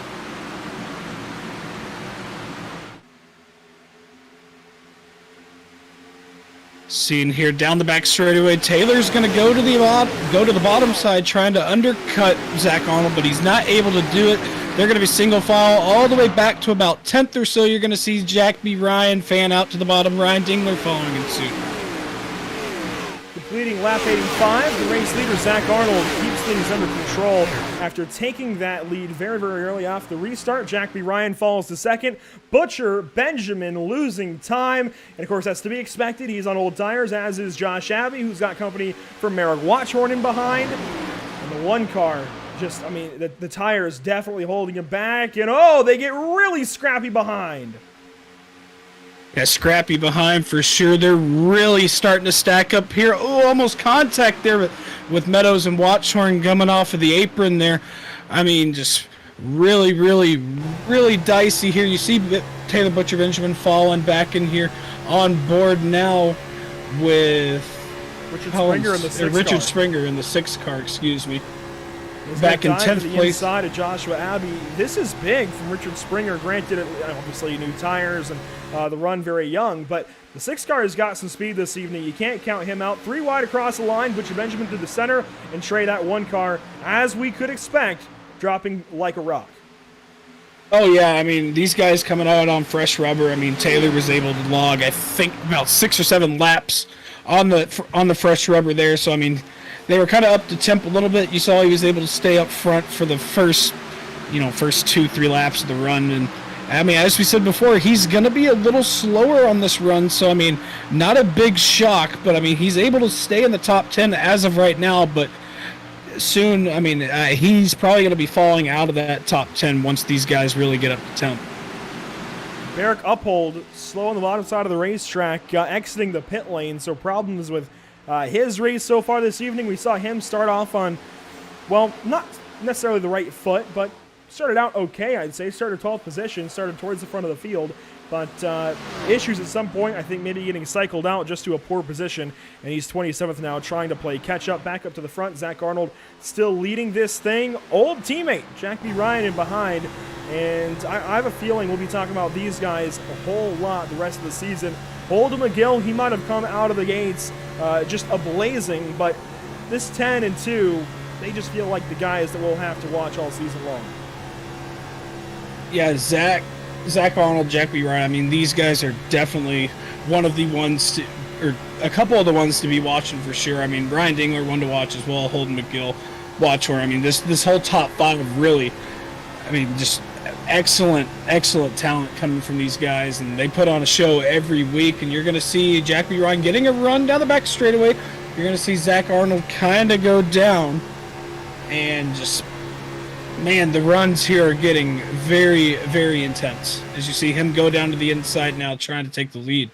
He's going to get the position on the inside. Does Arnold let him up? Of course he does. And they'll race. Oh, contact! No! Ryan on the inside as he saved the race car. He does. Oh my gosh. Yeah, that's definitely not what you want to see there at all. We're going to get another look at that here because, man, I mean, that's crucial. And Jack B. Ryan, he gets this great run, dives down to the inside. He came back up the racetrack. It's hard to say if either one of them's at fault. I don't know. I think just a mistake that happens sometimes. You're trying to get an arc for the corner. I don't know if there's any other way to explain that, really. I think just a mistake. Yeah, I mean, a mistake. I mean, a big mistake for sure. But, I mean, mistakes do happen. It's part of it. You know, just one of those racing things. But, unfortunately, I mean, that's going to drop Jack B. Ryan, back to... he's battling for 7th right now with Cody Meadows. He's holding on to 6th, and I don't think that car is all that damaged from that contact, but golly, that was certainly scary for a moment. That really could have wadded up a whole lot of cars had that gone awry. Everybody kind of settling in, and I got to call attention once more to this 6th car, Richard Springer. What a run today. Started 28th, lowest is 31st. He's in the top 5. Yeah, Richard Springer, man. I mean, I said it, pre-race. I saw he had a lot of speed in practice. I think it's that momentum he had last week, man. I mean, he finished top 5 last week at Gateway and just putting on an absolute show for himself tonight. I mean, 5th place right now, and, we still got a lot of race time left, and just really just progressing his way up further in the field. And I've got a spreadsheet that we can look at points and such, and unfortunately, he's not even on it. He's not even in the top 30 going into this evening. If I scroll down for a little bit, actually no, with one driver departing, it does actually put Richard Springer into the top 30, and barely in the top 30. That's how close it is. He's had a very rough season so far. He's clearly got pace, though. This is amazing out of the 6 car. Very, very impressive. Further back, you're seeing Cody Meadows now with company from Colin Stone. This is for the 7th position if Cody Meadows does happen to lose it. But, man, we've got to keep an eye on the 6 car the rest of the evening. I wasn't so sure what was going to come of him getting a stage point, but clearly he's got pace. Yeah, the 6 car is definitely one to watch. I mean, he's got a lot of pace. I've said it before. Every time he runs that Mark Martin scheme, man, I mean, I have to mention it. I think that's bringing him some pace because, Mark Martin, obviously one of the GOATs of the industry. I mean, just definitely it's taking precedence here today. And just throughout the last couple of races, I mean, we've obviously seen Springer has definitely upped his game for sure. Derek Rolleveld on Taylor Butcher Benjamin, this for 13th position. And Rolleveld going to look low down the back stretch. Hard to call it a straightaway. That's one of the features. That is the feature pretty much of Chicagoland Speedway. And down to the inside goes the 99. That is, again, good for the 12th position, or 13th rather, as he takes it away from the 1 car. And still watching that slide for the 1 of Taylor Butcher Benjamin, now falling victim here to Anthony Massotti into 1. And, boy, it's going to be tough to recover. It's getting to the point where he's going to want to consider pitting very, very soon. He's got to be the first to pit lane, I think, given that he's on old tires if he wants to make time back up to the top 10. Yeah, for sure. I expect he's going to probably be on pit road, I want to say maybe 5 laps before the rest of the field comes on, unless oh, man. I don't think he caught the wall there, but, man, did he get close. He just kissed it, as Larry Mack would say. Barely caught that outside safer barrier. Pit window opening up here with about 3 laps, maybe 4. We've seen them go about 32-ish with a caution. Oh, yeah, it actually might be a couple more laps further than that. It might be about lap 104 we see, maybe even 105 that we see the pit window open up without having to save an extensive amount of fuel. But if somebody comes in early and catches a caution at the right time, even without saving fuel, they could put themselves towards the top. Ryan Dingler battling for the race lead. 3-way battle. And, oh boy, that 8 car, he's just so quick this evening. This is really unprecedented and really a happy surprise from the 8 car. 3 Chevrolets battle to turn through. As we see here, the battle for the lead heating up. Merrick Watchhorn here. I mean, as you said, Ryan Dingler showing a lot of pace tonight. They're going to be side by side. They're going through the tri-oval. Merrick Watchhorn going to have the better lane here as he's on the bottom, going to be able to follow Zach Arnold. Did you see that? I mean, Zach Arnold able to gap them a little bit coming off the corner, but man, with Watchhorn being in the draft like that, I mean, and we know, and we've seen how Watchhorn drives, I mean, he's going to be trying to get to that lead as soon as possible. This would now make 3 races in a row that Watchhorn's had a chance to win this race if he can keep up there. You think back to Michigan where he had the contact while racing, oh gosh, I can't even think, Andrew Cootie at Michigan, and he got the contact with Joseph to the back end of the 91 car. That slotted the 91 in 3rd or 4th after all of that. Last week, of course, wheel hop off into the final corner of the final lap and completely throws the race away while leading, and then causes that massive accident out of turn number 4. Merrick Watchhorn trying to rebound, trying to finally catch that 2nd win on the season. He won back at, it would have been Richmond, right, where he got his first victory of the season? Well, yeah, I believe that is correct. I think earlier I said he didn't get a win, and then I went back and looked, and I believe he did win at Richmond. So yeah, that does sound correct. So No, actually, he does not have a win in that No. one in that category just yet. So he's still trying to get his first win of the season. What race am I confusing here then? Well, you know what? We can pull up race results. We can go to Richmond. I could have sworn the 91 was the guy to beat and got that win, but we'll find out. That was the second race of the season. I'm sorry, that's where Zach Arnold won. And then Atlanta went to Holden McGill. That is so. We're all kinds of out of whack here. Atlanta did not go to Zach Arnold where I was thinking. Richmond went to Zach Arnold. You know, it's tough when you put 7 leagues on your plate sometimes.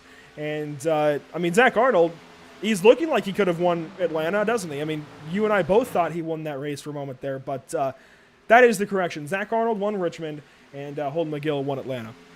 No, I gotta say props to these guys for not correcting us. But at this point, I kind of wish they would have corrected us. Yeah. So I mean, at least now we know going forward that we're not saying stats incorrectly. So yeah, I mean, I did think going forward there, I thought Merrick Watchorn did win at Richmond because I mean he was definitely one of the guys to beat there, but now that we've got that clarified, I mean Merrick Watchorn up into the front now trying to chase his first win of the season. But, I was talking about that Atlanta finish, and that reminds me that the 21 of McGill reversed the 21's history at Atlanta that week and got that race win where John Kinder could not in the Bluegrass iRacing Series. Dingler on the outside of Arnold, who won at Richmond now that we can correct ourselves. Sean Deal with a great deal of speed up on these two. Is he going to go 3 wide? I hope not. I hope he waits for a better opportunity to go by as Dingler's tight on the bottom side. He's pitting. Yeah, I was wondering when we were going to... sideways. Way to keep a handle on that race car. So that's going to open some of the leaders to come down pit road. I wouldn't be surprised at all if we see... You know, I figured Taylor would have been the first one down on pit road, but he might just be trying to stretch it out and pit when the leaders do.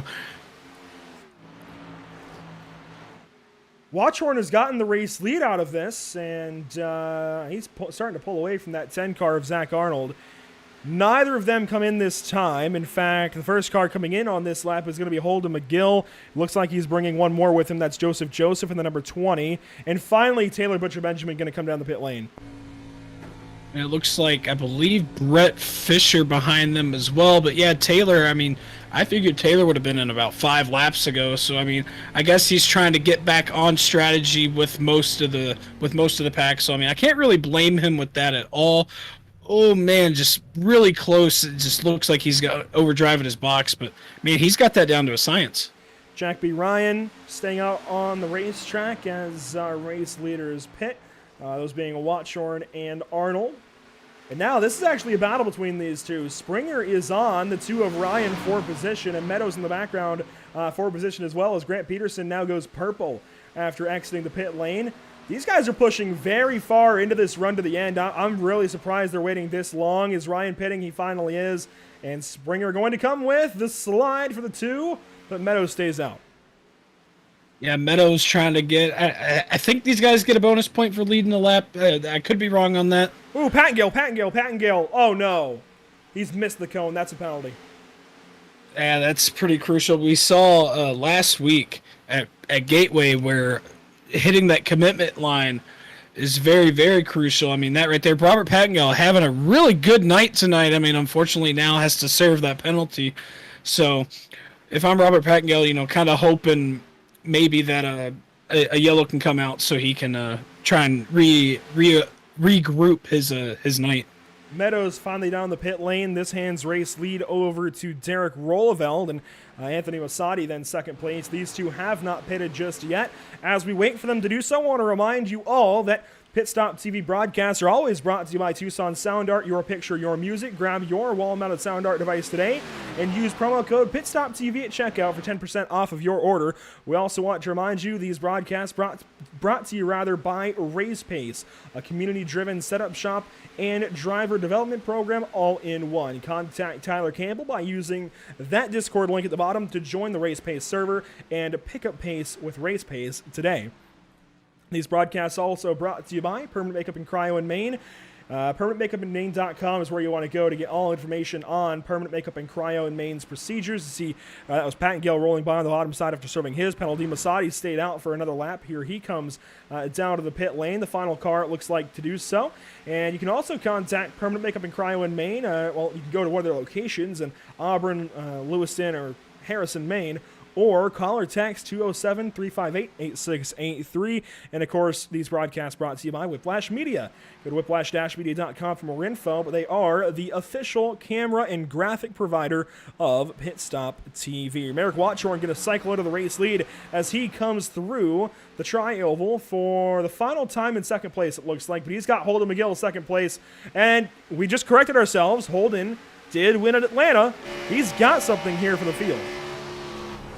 Yeah, he's definitely got something here. I mean, he's showing a lot of pace. You know, Ryan Dingler also there trying to chase his first one, got a lot of pace. Then you got Jack B. Ryan a little bit, 2 seconds behind them, and Zach Arnold, man, you saw during the green flag pit stops, he was literally, I mean, just setting hot times just during that out. So, I mean, just the 10 of Zach Arnold definitely showing a lot of pace as he's going to try and pass the 8 of Ryan Dingler here going into 1. We've got 4 Chevrolets on top of one another at this point as Ryan Dingler now falls to 4th of the bunch. But Arnold, he was looking well for a moment of McGill. McGill going to stay high down the backstretch and try to maybe form a run up to Merrick Watchorn for the race lead. 1, 2, 3, 4, all close to one another. And 5th place, only a little over a second back. That's Jack B. Ryan, that pink 4 at the top of your screen. Grant Peterson, he's found his way back on the lead lap. He's in 6th spot. Jeremy Berger in 7th. You also see on the left side of your screen, Springer hanging on to a top 10 so far. He's 8th, Stone 9th, and Meadows 10th. And they're all within 4.6 seconds. We often talk about these races stringing out and the long runs giving us pretty mixed results. This long run is giving us great results this evening. Under 20 laps to go, we're talking about a 4-way battle for the race lead. You see there, it looked like Dingler touched the apron ever so slightly because you kind of saw him shoot up the racetrack a little bit, so that's going to cost him a little bit of time. But man, Zach Arnold just, we saw earlier on in the race, he was cutting down in the corner entry, just allowing him to get a run. And man, he's just making use of that now because he's making a run on the 21 to Holden McGill. Those connection issues, he's going to have to be careful about that. He blinked out during his interview for the stage win. He blinked out there through 3 and 4. Here comes Jack B. Ryan. And he pitted a couple of laps later than these guys. He's got better tires. He fights the inside of McGill. McGill looked great there initially. He's starting to fade as this run goes on, as we get closer and closer to 10 laps to go. The 21 starting to fade away. Now he's blinking down the backstretch. And, boy, these drivers always got to be careful of that. Worth mentioning, Springer has put himself back up into 6th. Here comes this 6th car. Yeah, I mean, we'll keep saying it in and out. I mean, Richard Springer just turning a lot of heads the last 2 weeks. I mean, this guy, just unbelievable drive by Richard Springer. I mean, you saw he started 28th. I think he was the last car to qualify. And here he is, I mean, a high of 4th, currently sitting in 6th right now. I mean, just an absolute wonderful night for that 6 machine. Watchorn looking out his mirror, and not a whole lot going on behind him actually, because things have mellowed out a little bit as McGill and Dingler have started to fall back. These two, I think, will be going to bat here pretty soon, though, as Ryan looking for a way around the 10 of Arnold. They pitted 1 lap different of one another.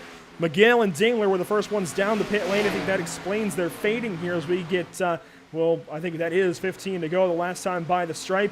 We'll get 14 this time by, and there goes the 2 to the inside of the 10. Jack B. Ryan got great stuff for that 10 car.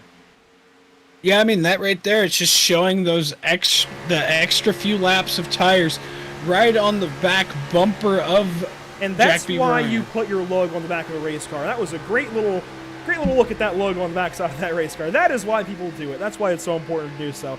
It's one of those things, attention to detail. I got to give a shout out to Splash and Go Graphics for that. There's a lot of great paint scheme providers, Whiplash Media being one of those. But Splash and Go Graphics, they got great attention to detail. And we don't call attention to it, but that's something that is really good to see on a race car. That attention to detail like it would be on a real stock car, and putting that little logo there on the bottom left of that rear bumper cover. I don't know. It's one of those things that's nice to call out, but we are getting close to 10 to go, and the field going to be meaning business here soon. Ryan's all over Watchorn. Yeah, Watchorn trying to get that first win on the season. Jack B. Ryan trying to get, I believe he has won a race this year. Can't remember which one it was, but he's trying to chase down Merrick Watchorn. It was 1 week ago. It was Gateway. Oh, that's right. That's right. It was. I was thinking he won another one as well, but Jack B. Ryan and Merrick Watchorn, no strangers to being up front when it gets to crunch time. So I don't really know what to expect here. I mean, really anything can happen. We take it 11 to go this time by the stripe. And again, this the 200-miler, 134-lapper here for the L-TAC Cup Series at Chicagoland Speedway. It's race 8 of 29. We've had a unique winner for every single race so far. Watchorn is the only driver in the top 4 that has not won just yet. He's been in such great positions to do so. This would be huge for the 91 to finally capitalize, finally grab that win if he can do so this evening. He's got to run his tail off, though, coming to 10 laps to go, and that 2 is getting closer and closer. Yeah, Jack B. Ryan putting all the pressure on Merrick Watchorn right now. I mean, he's not going to let him get away with that easily at all because, I mean, if there's anything these guys are here to do, it's to win. Jack B. Ryan has obviously gotten that win on the season already, but, man, why not add another one? I mean, that's why he's here. And conversely, I spoke with Merrick Watchorn earlier on today, and I mean, he just wants to finally capitalize. Catches the apron, barely hangs onto that race car. Ryan to the inside, he throws a block. We'll see a whole lot more of this over the next 9 laps. Merrick Watchorn has got to mirror drive. Caution, trouble. It's Roy Grande. No, he's pitting. It's Jeremy Berger. Oh boy, stopped in turn 4. Oh, they're all trying to get by. Fisher caught the wall. Nate Brooker also involved there. You see him coming down. Stephen Purcell. No, Purcell. Oh my gosh, guys, no! Oh, no, Kevin Frank. No.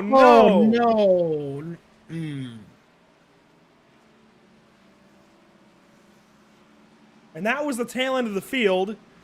They were trying to book it and catch up, but guys, you've got to caution out. You've got to slow down. This will be the cause of this incident, and this is Rolleveld. I'm not sure we're going to have the exact cause. It might have not been rendered for us, but I dare say Brooker and Berger made contact to cause that, and then we're going to see some cars come into frame. Kevin Frank's going to be the first of those that's going to get damage anyways. Here comes the 98. I mean, he's digging, and Jeremy rolls forward into him. That doesn't help, and that causes everything else. Yeah, that's, I mean, right there, and the leaders are coming back. Man, that's just very, very, very sketchy, but man, that changes everything.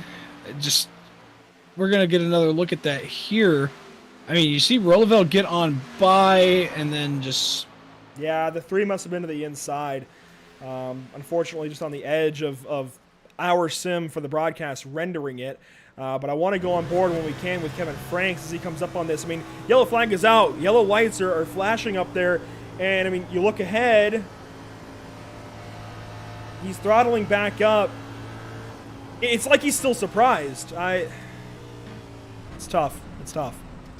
Wonder if he thought that Jeremy was maybe going to tow, but I mean, you can't always rely on that because, I mean, maybe Jeremy didn't think he had as much damage as he thought, maybe going into that, no. But definitely now, looking at Ryder Strauff now. It's like Ryder was surprised too. I don't know. I don't know about that one.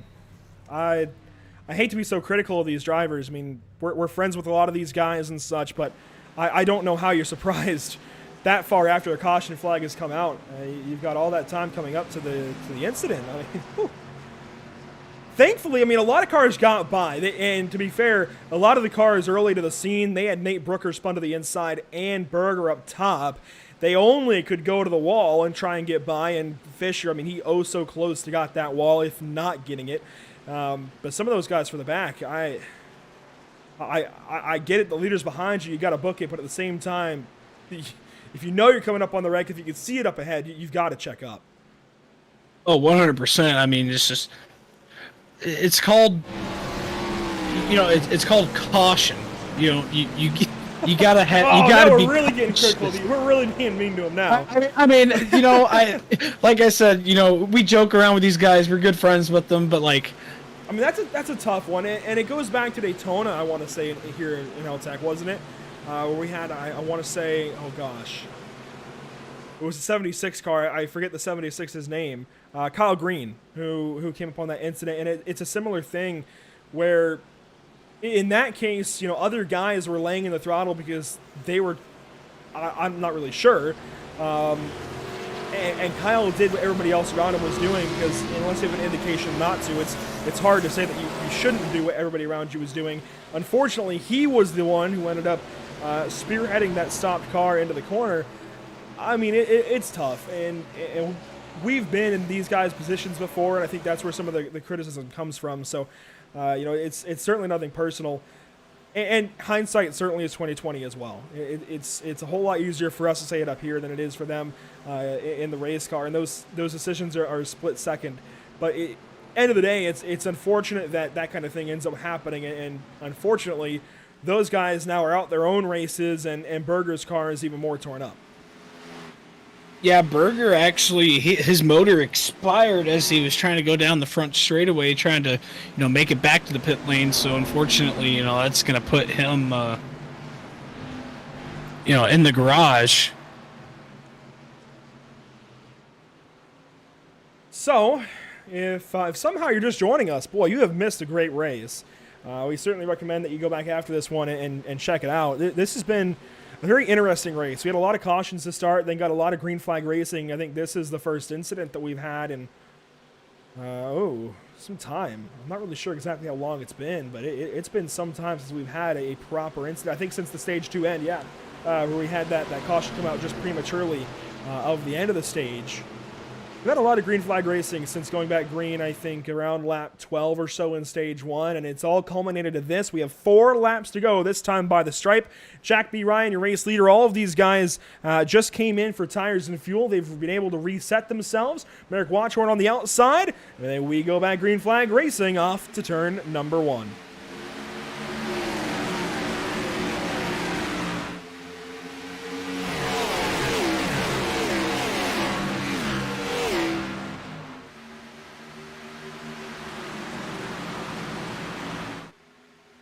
Out of turn number 2 they go. Down the back stretch, you see fanning out.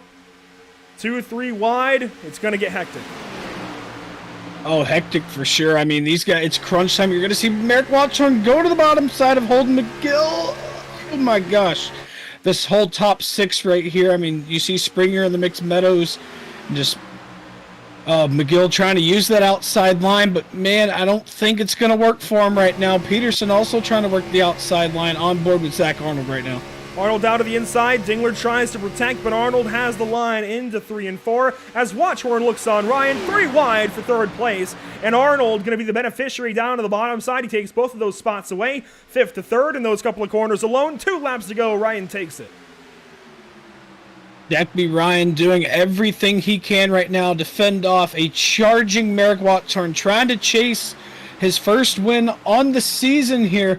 They're going to be side by side coming out of turn number 2. Here's a good shot from on board of Zach Arnold right now. Still side by side going into 3. Merrick has the outside, so close to Jack B. Ryan. These guys bobbling through the corners. Merrick, I think, has the tougher way around, of course, on the outside. 1 lap to go at Chicago. Oh, maybe contact into 1. They get it sorted out. 3 wide. There goes Arnold. He turns Jack B. Ryan.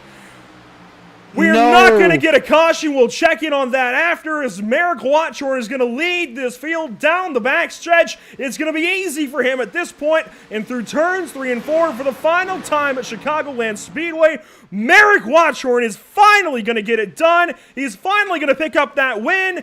Springer looking for third, but it's all the number 91 atop the scoring pylon. He finally gets that W.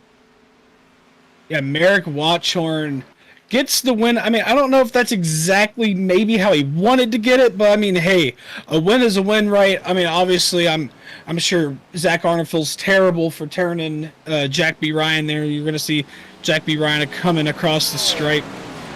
It looks like that's going to put him back to 16th. So, I mean, very unfortunate for Jack B. Ryan as he was looking for the win there. But, I mean, hey, the trend continues. New winner. That it does. It does stay alive for now. Let's see if we can't take a look back at this one to start off the final lap here at Chicago. This is going to be the battle down to turns 1 and 2. And Arnold gets a great run after drafting behind Watchorn. And there was a little bit of contact there. I can't blame Arnold for going for it, but it's the last lap. And I mean, Ryan fought to the inside. Oh my gosh, the hits. Oh my gosh. I'm glad it's a simulator. Oh yeah, gosh. I mean, Jeremy Berger up into the fence. We'll take a few more looks back at this final incident of the race. And again, zero blame, I think, goes to anybody involved in this incident to start it out. You know, Arnold's trying to get this win. He dives to the inside. Ryan finally has an opportunity to maybe race for the win here. And, Ryan, maybe not expecting it, turns to the inside.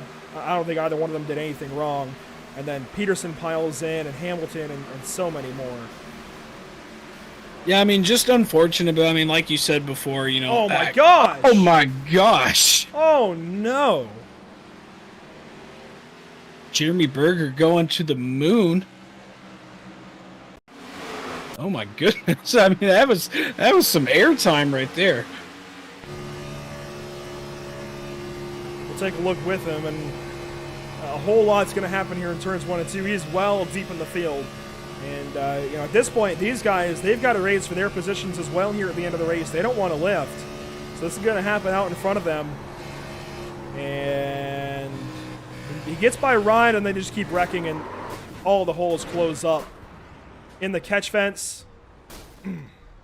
Man. If there's one thing I got to say about this being on the sim, I hope Jeremy Berger was not racing in VR. Yeah, for sure. Oh, man. Well, actually, you know what? We'll take a static here for this and kind of watch all of this culminate in turns 1 and 2. There's the contact. And just, oh my gosh. The carnage, the absolute carnage. Colin Stone up and over. Oh my gosh. Jeremy Berger, I mean, it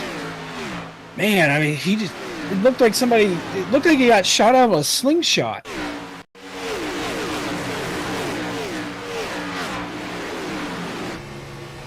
That's not one that kind of wreck right there, just with him getting flung like that, that's not one you see very often. So mark it 2 weeks in a row with multiple cars going airborne on the final lap, and this time it's an incident behind Watchorn that comes to the detriment of Ryan and benefits the 91 of Watchorn. Last week it was reverse roles for those two, but boy, it certainly does end up working out, of course, for the driver of the 91 who finally gets his first win on the season. Big stuff for Merrick. And boy, this is a huge one. This is huge. Oh yeah, I mean he's definitely now gonna get that weight off of his shoulders. Having a couple bad races and just having that what happened at Michigan and then what happened at Gateway last week. Just having the win right there in his grasp and then just having it stripped away right at the last second. So definitely, I'm sure a big relief to the 91, just finally able to get that check mark. And again, I talked to them earlier today. This was what he wanted to do. donuts in the grass at Chicago. He wanted to finally close out a race with a W, a 1 in that win column, and he finally gets it. Finally gets this big win here at Chicago. This is going to be huge for his season going forward, for everybody's season going forward, because suddenly the 91 is on the map where he needs to be. A big, big race win this evening. This is huge for Merrick. It's going to bump him in the points, and certainly watch this 91 the rest of the season. We'll step away. We'll take to our post-race break for just a moment. We'll be right back to you momentarily from the Chicagoland Speedway here on the iRacing.com service with the L-TAC Cup Series.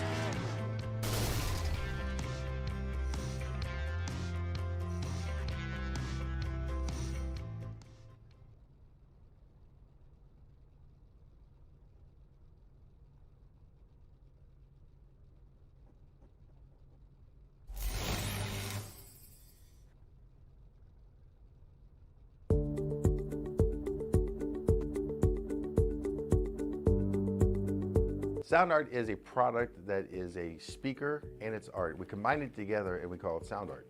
What makes it so unique that any picture can be your speaker? Sound Art gives you the high quality sound without the ugly speaker. This isn't a picture with a speaker, the picture is the speaker. Just imagine your wedding picture uploaded onto a canvas and now it's speaking 10,000 tunes. I mean, it's a very cool concept. What we like so much about it that you can take anything that means something very special to you, upload it on the canvas, have it hanging up in your room, your balcony, wherever you want to put it, and now it's a speaker. I mean, how cool is that? It's something that we have that and no one has. No one has this product. It's just a great gift to give anybody. It's just a neat concept. Around here we say, art never sounded so good.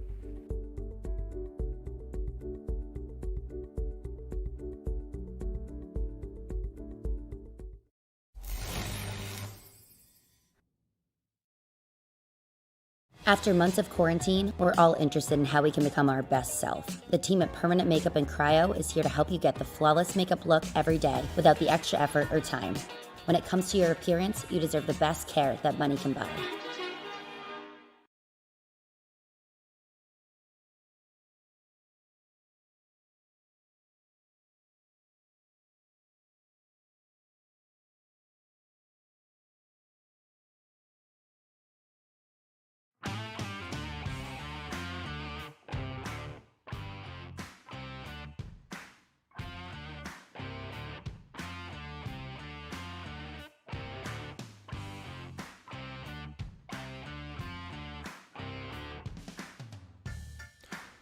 Welcome back to the Chicagoland Speedway. 134 laps in the books, and it all came down to the final few as we finally add the 91 to the win column this evening. We finally are witness to that first win for Merrick Watchorn.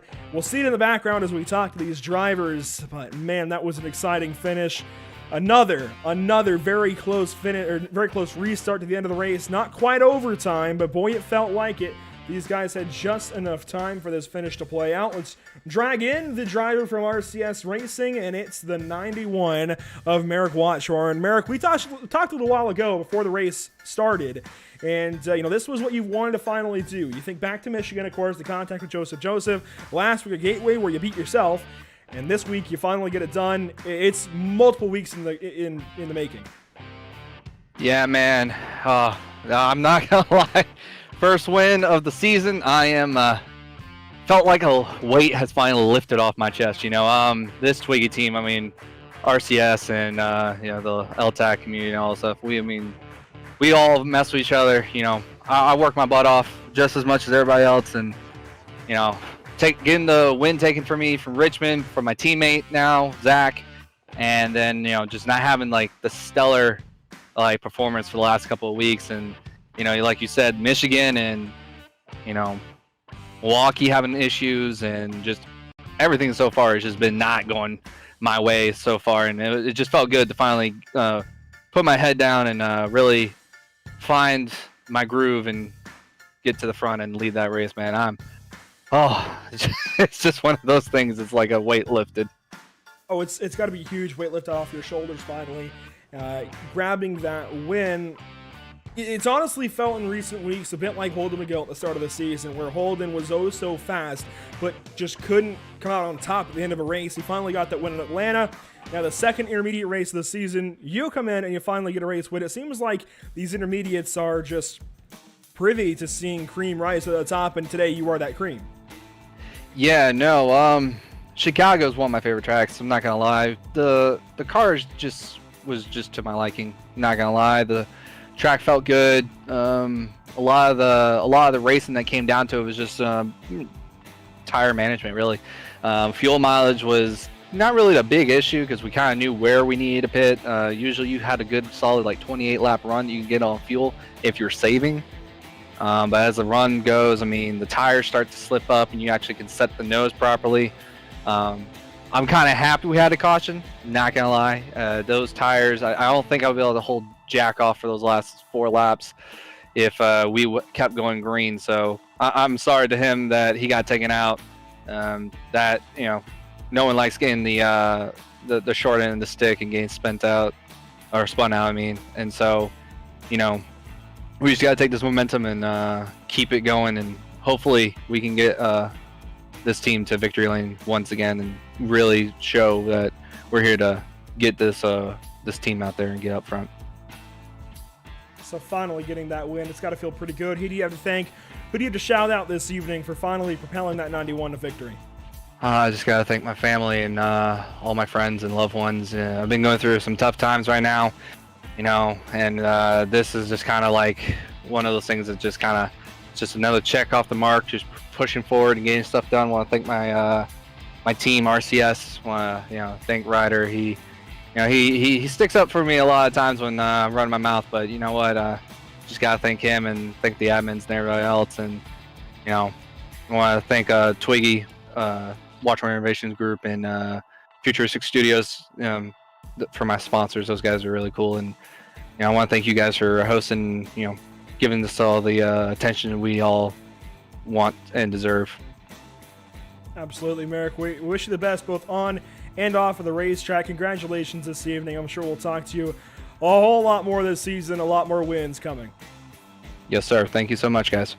That's Merrick Watchorn this evening, wrapping things up with Chicago with, again, a big race win. But hey, it's not just him that we get to talk to. We get to talk to the rest of the podium, and next up is going to be that number 10, the center of all the drama in turns 1 and 2. Trey, will hand him your way. Man, Zach had a heck of a run going into turn number 1 there on the white flag, man. Just walk us through there. I mean, we obviously saw the contact there with Jack. Just kind of talk us through it from the cockpit view. Yeah, first thing I want to say is definitely really sorry to Jack, got into a couple times there, just even earlier in the race. Just didn't realize he was kind of coming up the track so early and I was coming down at the same time. Just saw the opportunity to go up there for the win, and I tried to take it, and obviously it didn't work out. I mean, hey, man, you finished second, so, it's still really good points today. So, second most points on the night. It would have been nice to add another win to the season as well, but a second place on top of a stage win, that's really a good way to end the night and go into the next race. Yeah, I felt pretty confident tonight. I thought the car was there, but just fell a little short there at the end. Falling short. You were definitely one to watch there for sure. I thought you guys were going to make it really heated there coming to the checkered, and unfortunately, the contact there with Jack. But man, you had a really stellar night. Had a lot of speed. Just really quick. And just what can we expect from you going into next week? I think we're gonna be quick. Really excited to get my first podium with RCS Racing. Coming over from AOD. Nothing but respect for those guys over there. They do a great job what they do. But happy to start this new chapter in racing with RCS, and just can't wait. All right, man. Before we let you go, who do you got to thank? Just like to thank RCS for giving me the opportunity, and you guys for what you do. All right, man. Well, we appreciate the words, and we're going to let you go and celebrate a second place victory. You have a great night. Yeah, you guys do. All right, that is Zach Arnold, our second place finisher. We're going to hand it back over to Andrew for third place, Ryan Dingler. And Ryan Dingler getting that stage 1 victory, second place in stage number 2. Pretty much the inverse of Zach Arnold's night. And Ryan finally showing tons and tons of pace. You missed a few races, but this is easily going to propel you into the top 20 already. The very, very strong run out of that number 8, rather. 36 laps led on the night, third place when it came down to it. How'd that 8 feel?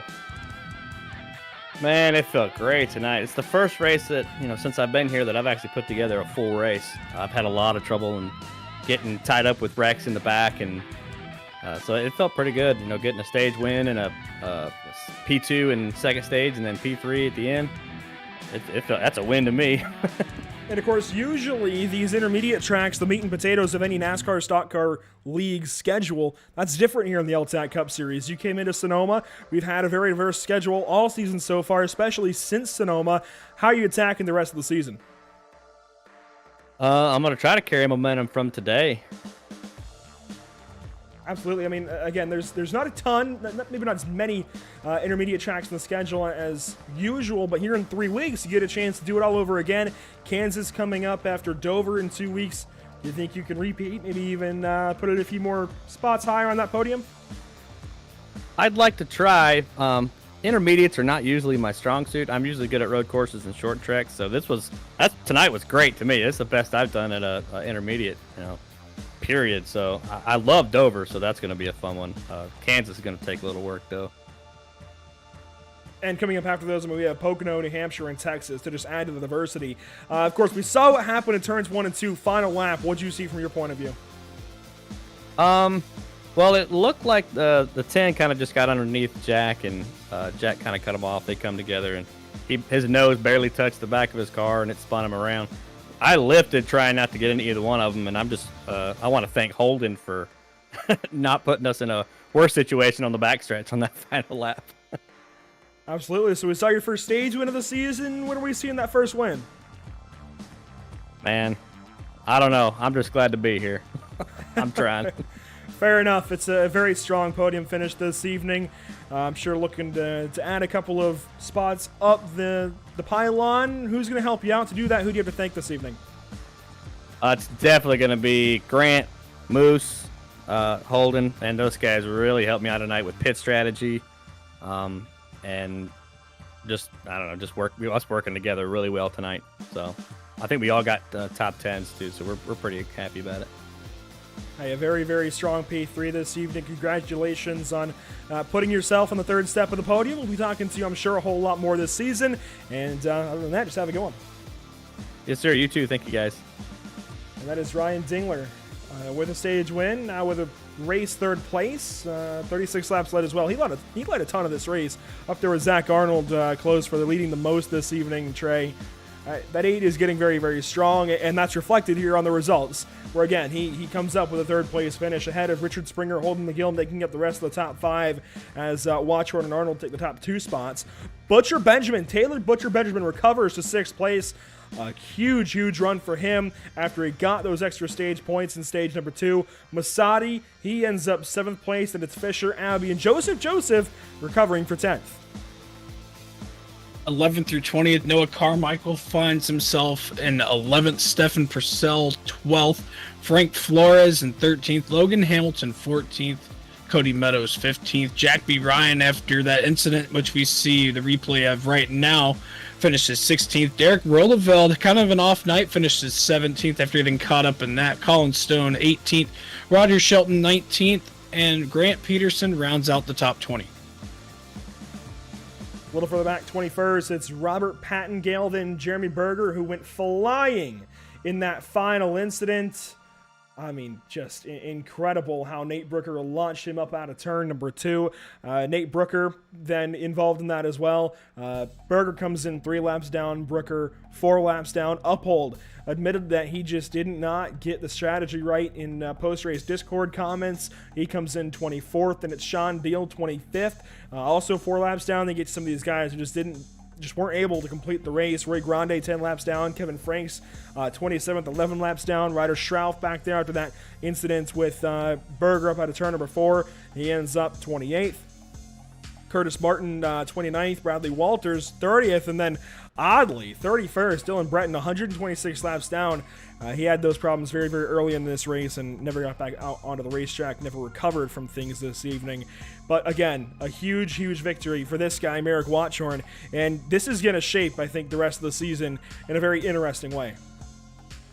Oh yeah, I mean, as he said, you know, he's got that large weight just lifted off of his shoulders, and he's got that win in the books now, so he can kind of just have that sigh of relief, and now he can really just focus on trying to get points and really just now kind of just race for wins, you know, try to add on to it. So getting that first win's always the struggle, always the pinpoint, and then as long as he can stay consistent and, you know, finish these races, get top fives, get stage points, and maybe even get a few more wins. I mean, we already know he's going to be a championship contender, but now that he's already got this momentum and got that win under his belt, he is definitely going to be chasing that title now.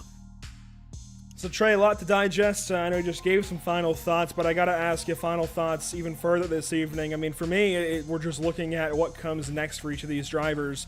Obviously adding another driver to the list of drivers who have just one win, and Watchorn finally getting redemption over a few different races this season.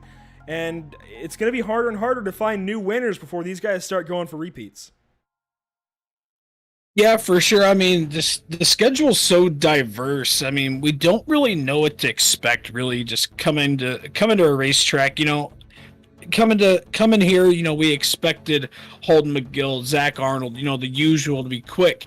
And then you have guys like Richard Springer. We don't know how he's going to be doing. I mean, he's finished, I think, 4th place 2 weeks in a row now. So, I mean, he's definitely posing himself as a threat to maybe be up front. And then, you know, going into Dover in 2 weeks, you know, we just talked to Ryan Dingler, said he's really good at Dover. So, I mean, could we see Ryan Dingler park it in victory lane next week and we yet again have another new winner?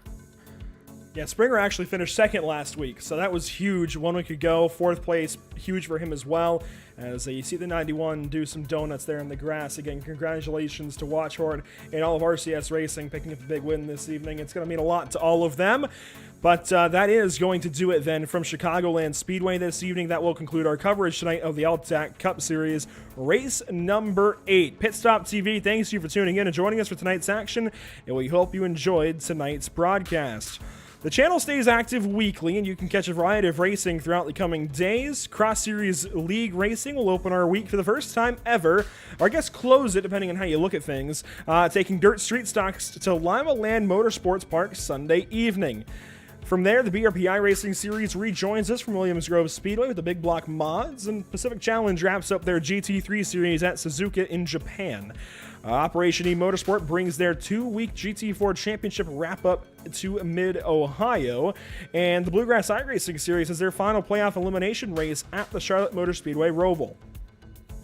Make sure to follow us on Facebook at www.facebook.com/pitstoptv, on Twitter at pitstoptv_, on Twitch at www.twitch.tv/pit_stop_TV, and on YouTube at www.youtube.com/c/pitstoptv1. For all of us here at Pit Stop TV, Trey Patton with me on the mic, Trey Shuttlesworth on social media coverage. My name is Andrew Cardinelli IV, and we will see you next time.